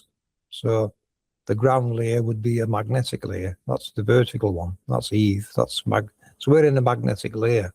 That's why heavy things, metal things will fall. The next layer up is a lighter layer. So lighter things would rise up in that layer. They're all rising to their, where they're supposed to be, basically. Like certain gases will rise to a certain altitude. They've all got their place in the stack somewhere. And it's the gravity, the electromagnetism that's manipulating it. Now, that feeling for us is pretty much the same everywhere in the world. It's not really noticeable to us because we're not made of metal, so these electromagnetic pressures don't affect us like it does metal. But we can still feel the winds and things going on. And that's what they're trying to call gravity. And there's no outer space or zero gravity floaty space. It doesn't exist. Rockets have to have something to push off. So when they launch them, big powerful engines, that thrust will push against the ground and make it rise. But once it gets out of our atmosphere into thinner air, there's nothing for it to push against. So it's going to come back down. It's not going to go into space. It can only come back down. That's why they've got a parabolic trajectory. They fire them off towards the sea. There's no people on them. It'd be dangerous putting people on a rocket. They fire them off towards the sea and they'll be coming down in the sea somewhere, probably in the Pacific or the Atlantic even. There's no zero gravity of space. You can't have our layer system, our pressure system terminating in the vacuum. It wouldn't make sense. You can't have a vacuum beside our pressure system. So there is no vacuum of space, it means, isn't it? It's just nonsense. But the space is just man trying to take credit for what's happening up there. Angel processes, nothing to do with man. So in your point of view, what is the Milky Way? Is it much further out than the sun and the moon? Is it a spiral? I did decode the Milky Way. Hold on, I'll show you that. Yeah, my decode of the Milky Way shows you how it's responsible for the tides. It's this image here. The Milky Way is a spiraling pressure wave crossing the map east to west. It's what, if you look at the world chakras on that image at the top, you can see how the positive and negative sides of the spiral cross. Now this image here, you've got a positive side of the spiral and a negative side. The positive side is what the sea's chasing. That's why it keeps moving. It's following the positive side of this spiral. So over the course of 2 revolutions, it'll do 2 revolutions. That's 24 hours. In 24 hours, the tides move 4 times chasing that positive. It's moved north, it's moved south, it's moved north, it's moved south. That's what it's doing. This is the only thing that will react with create the tides. It's nothing to do with the moon. The moon's a localized event. This is a big world event, the tides. And in the center there's a less effect of it in the center because it's too far from the sides. So the tides in the center of the map hardly change, and that's true. The Mediterranean Sea, it's hardly got any tide at all. Now, where it comes down into the water and comes out of the water, that's going to be the most violent areas, and we actually see that in the north and south. The South Seas are famous for violent areas of sea. It's because it's where the positive's coming down. Same in the north, where the positive comes down in the north, the seas are going to be very violent. That's true. That's already true in the world. You know, I've seen plenty of videos of the South Seas. They look horrendous to navigate, really wild seas, and this is why, because this is where these spirals are coming down. So you got a calm effect in the center, and it goes chaos on the outside. And like I said, 2 revolutions across the map, and that's your 24 hours of tidal movement. 4 tides. Yeah, 4 tides a day. It's caused by 2 revolutions of the spiral. Because this spiraling pressure wave has to be coming from an electromagnetic coil that's standing vertical and halfway up, sticking up the ground by the look of it. So we've got a vertical halo of that scale from, say, Australia to somewhere in the north. That's its diameter, standing up somewhere past these gates or somewhere, because it's spiraling this across the map all the time. It's the only thing that can answer tides is the Milky Way spiral. I can't think of anything else that would affect the tides other than this. It shows you, what it does show you is how precious our world actually is, doesn't it? There's a lot more to our world than people realize. So these have been running long before our inception. This world had to be, created before our inception. It came before us. We're a product of it, but we came later than its inception. So the detailing of the construction of it was probably, someone that's either theorized how it happened. Now, when I recorded some of the main work, the mains, their creation story, their 7 gods were always at war with each other, but they realized if they work together, they can create. It's talking about the planets, the sun and moon. That's the main creation story. They're talking about the planets, sun and moon, working together, creating, because that's exactly what they're doing. They have processes and roles to do. They're not just lights in the sky. They're actually doing things. That's probably going to be another mind-blowing thing for people to consider. Yeah, they've all got processes and roles to do. They're all involved in creation processes. They're doing what they've been programmed to do. We've decoded so much. I don't think people realize how much we've decoded yet. Like I said, we can't put it all into video. There's just too much. So we focus on certain things that we can, like the rainbows, we can prove they're local to you and how it connects to all these structures on the surface. So our research is more based that way, where you can go outside and prove this to yourself. So we're not lying to you. You can go and prove what we're saying to yourself. We have no reason to lie about this. We're not here for money. We've never asked for money. Yeah, so maybe, before we wrap up, is there anything we didn't talk about? I'm all, my brain is melting a bit. So is there anything important for people to it's hear? All important, but I'm not sure. We've covered quite a lot, I think, today. And, you know, we watched a few videos. Normally we would talk rather than show you a video, but hopefully them videos, you know, give you a better idea of where we're coming from and why we animate them like that. There's your Milky Way. Look, that's what it's doing. Wow. There's your male and female great dragons. It's actually the spiral. It's talking about the spiral. Dragon represents a spiral. So it could be them that's activating and deactivating sites around the world. When that waveform overlaps certain places, it could be activating something, then deactivating it. You know, they call them the world chakras. What are they? They have to be angel sites, don't they? It actually makes sense that they are, and the way they word them. Spinner wheels, they call some of them. How can you have a spinner wheel under the map? What does a spinner wheel do? It's talking about this technology and how the flow goes around the halo. But why is that the fourth chakra? Well, that's what they numbered it. That's what I've just used their number.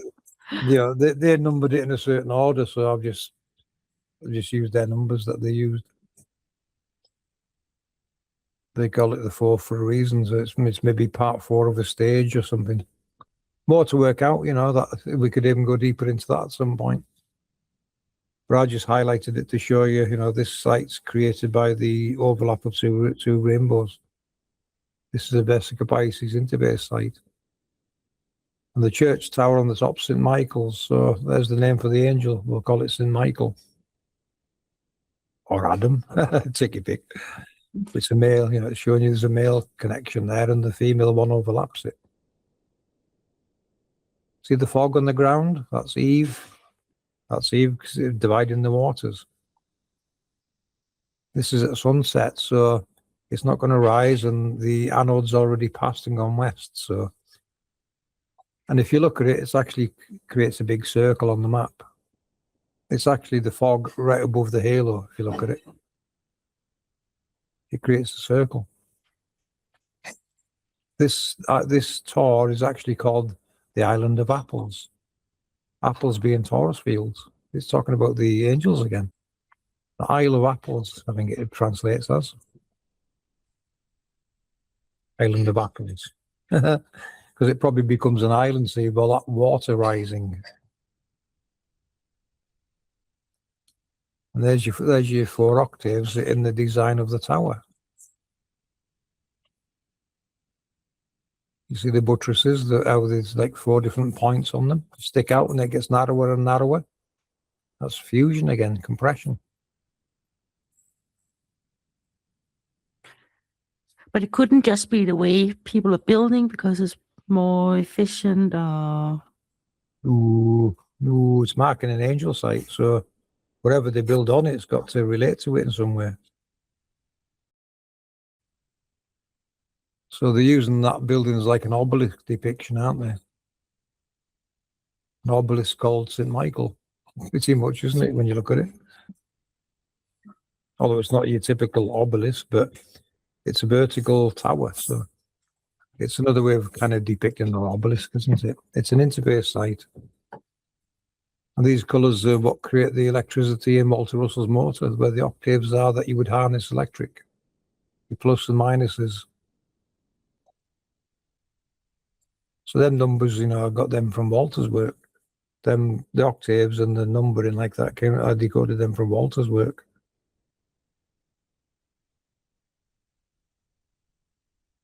And there's your anode and cathode. That's Adam and Eve. So that's what's kind of taking place in the Taurus field. Inside your rainbow.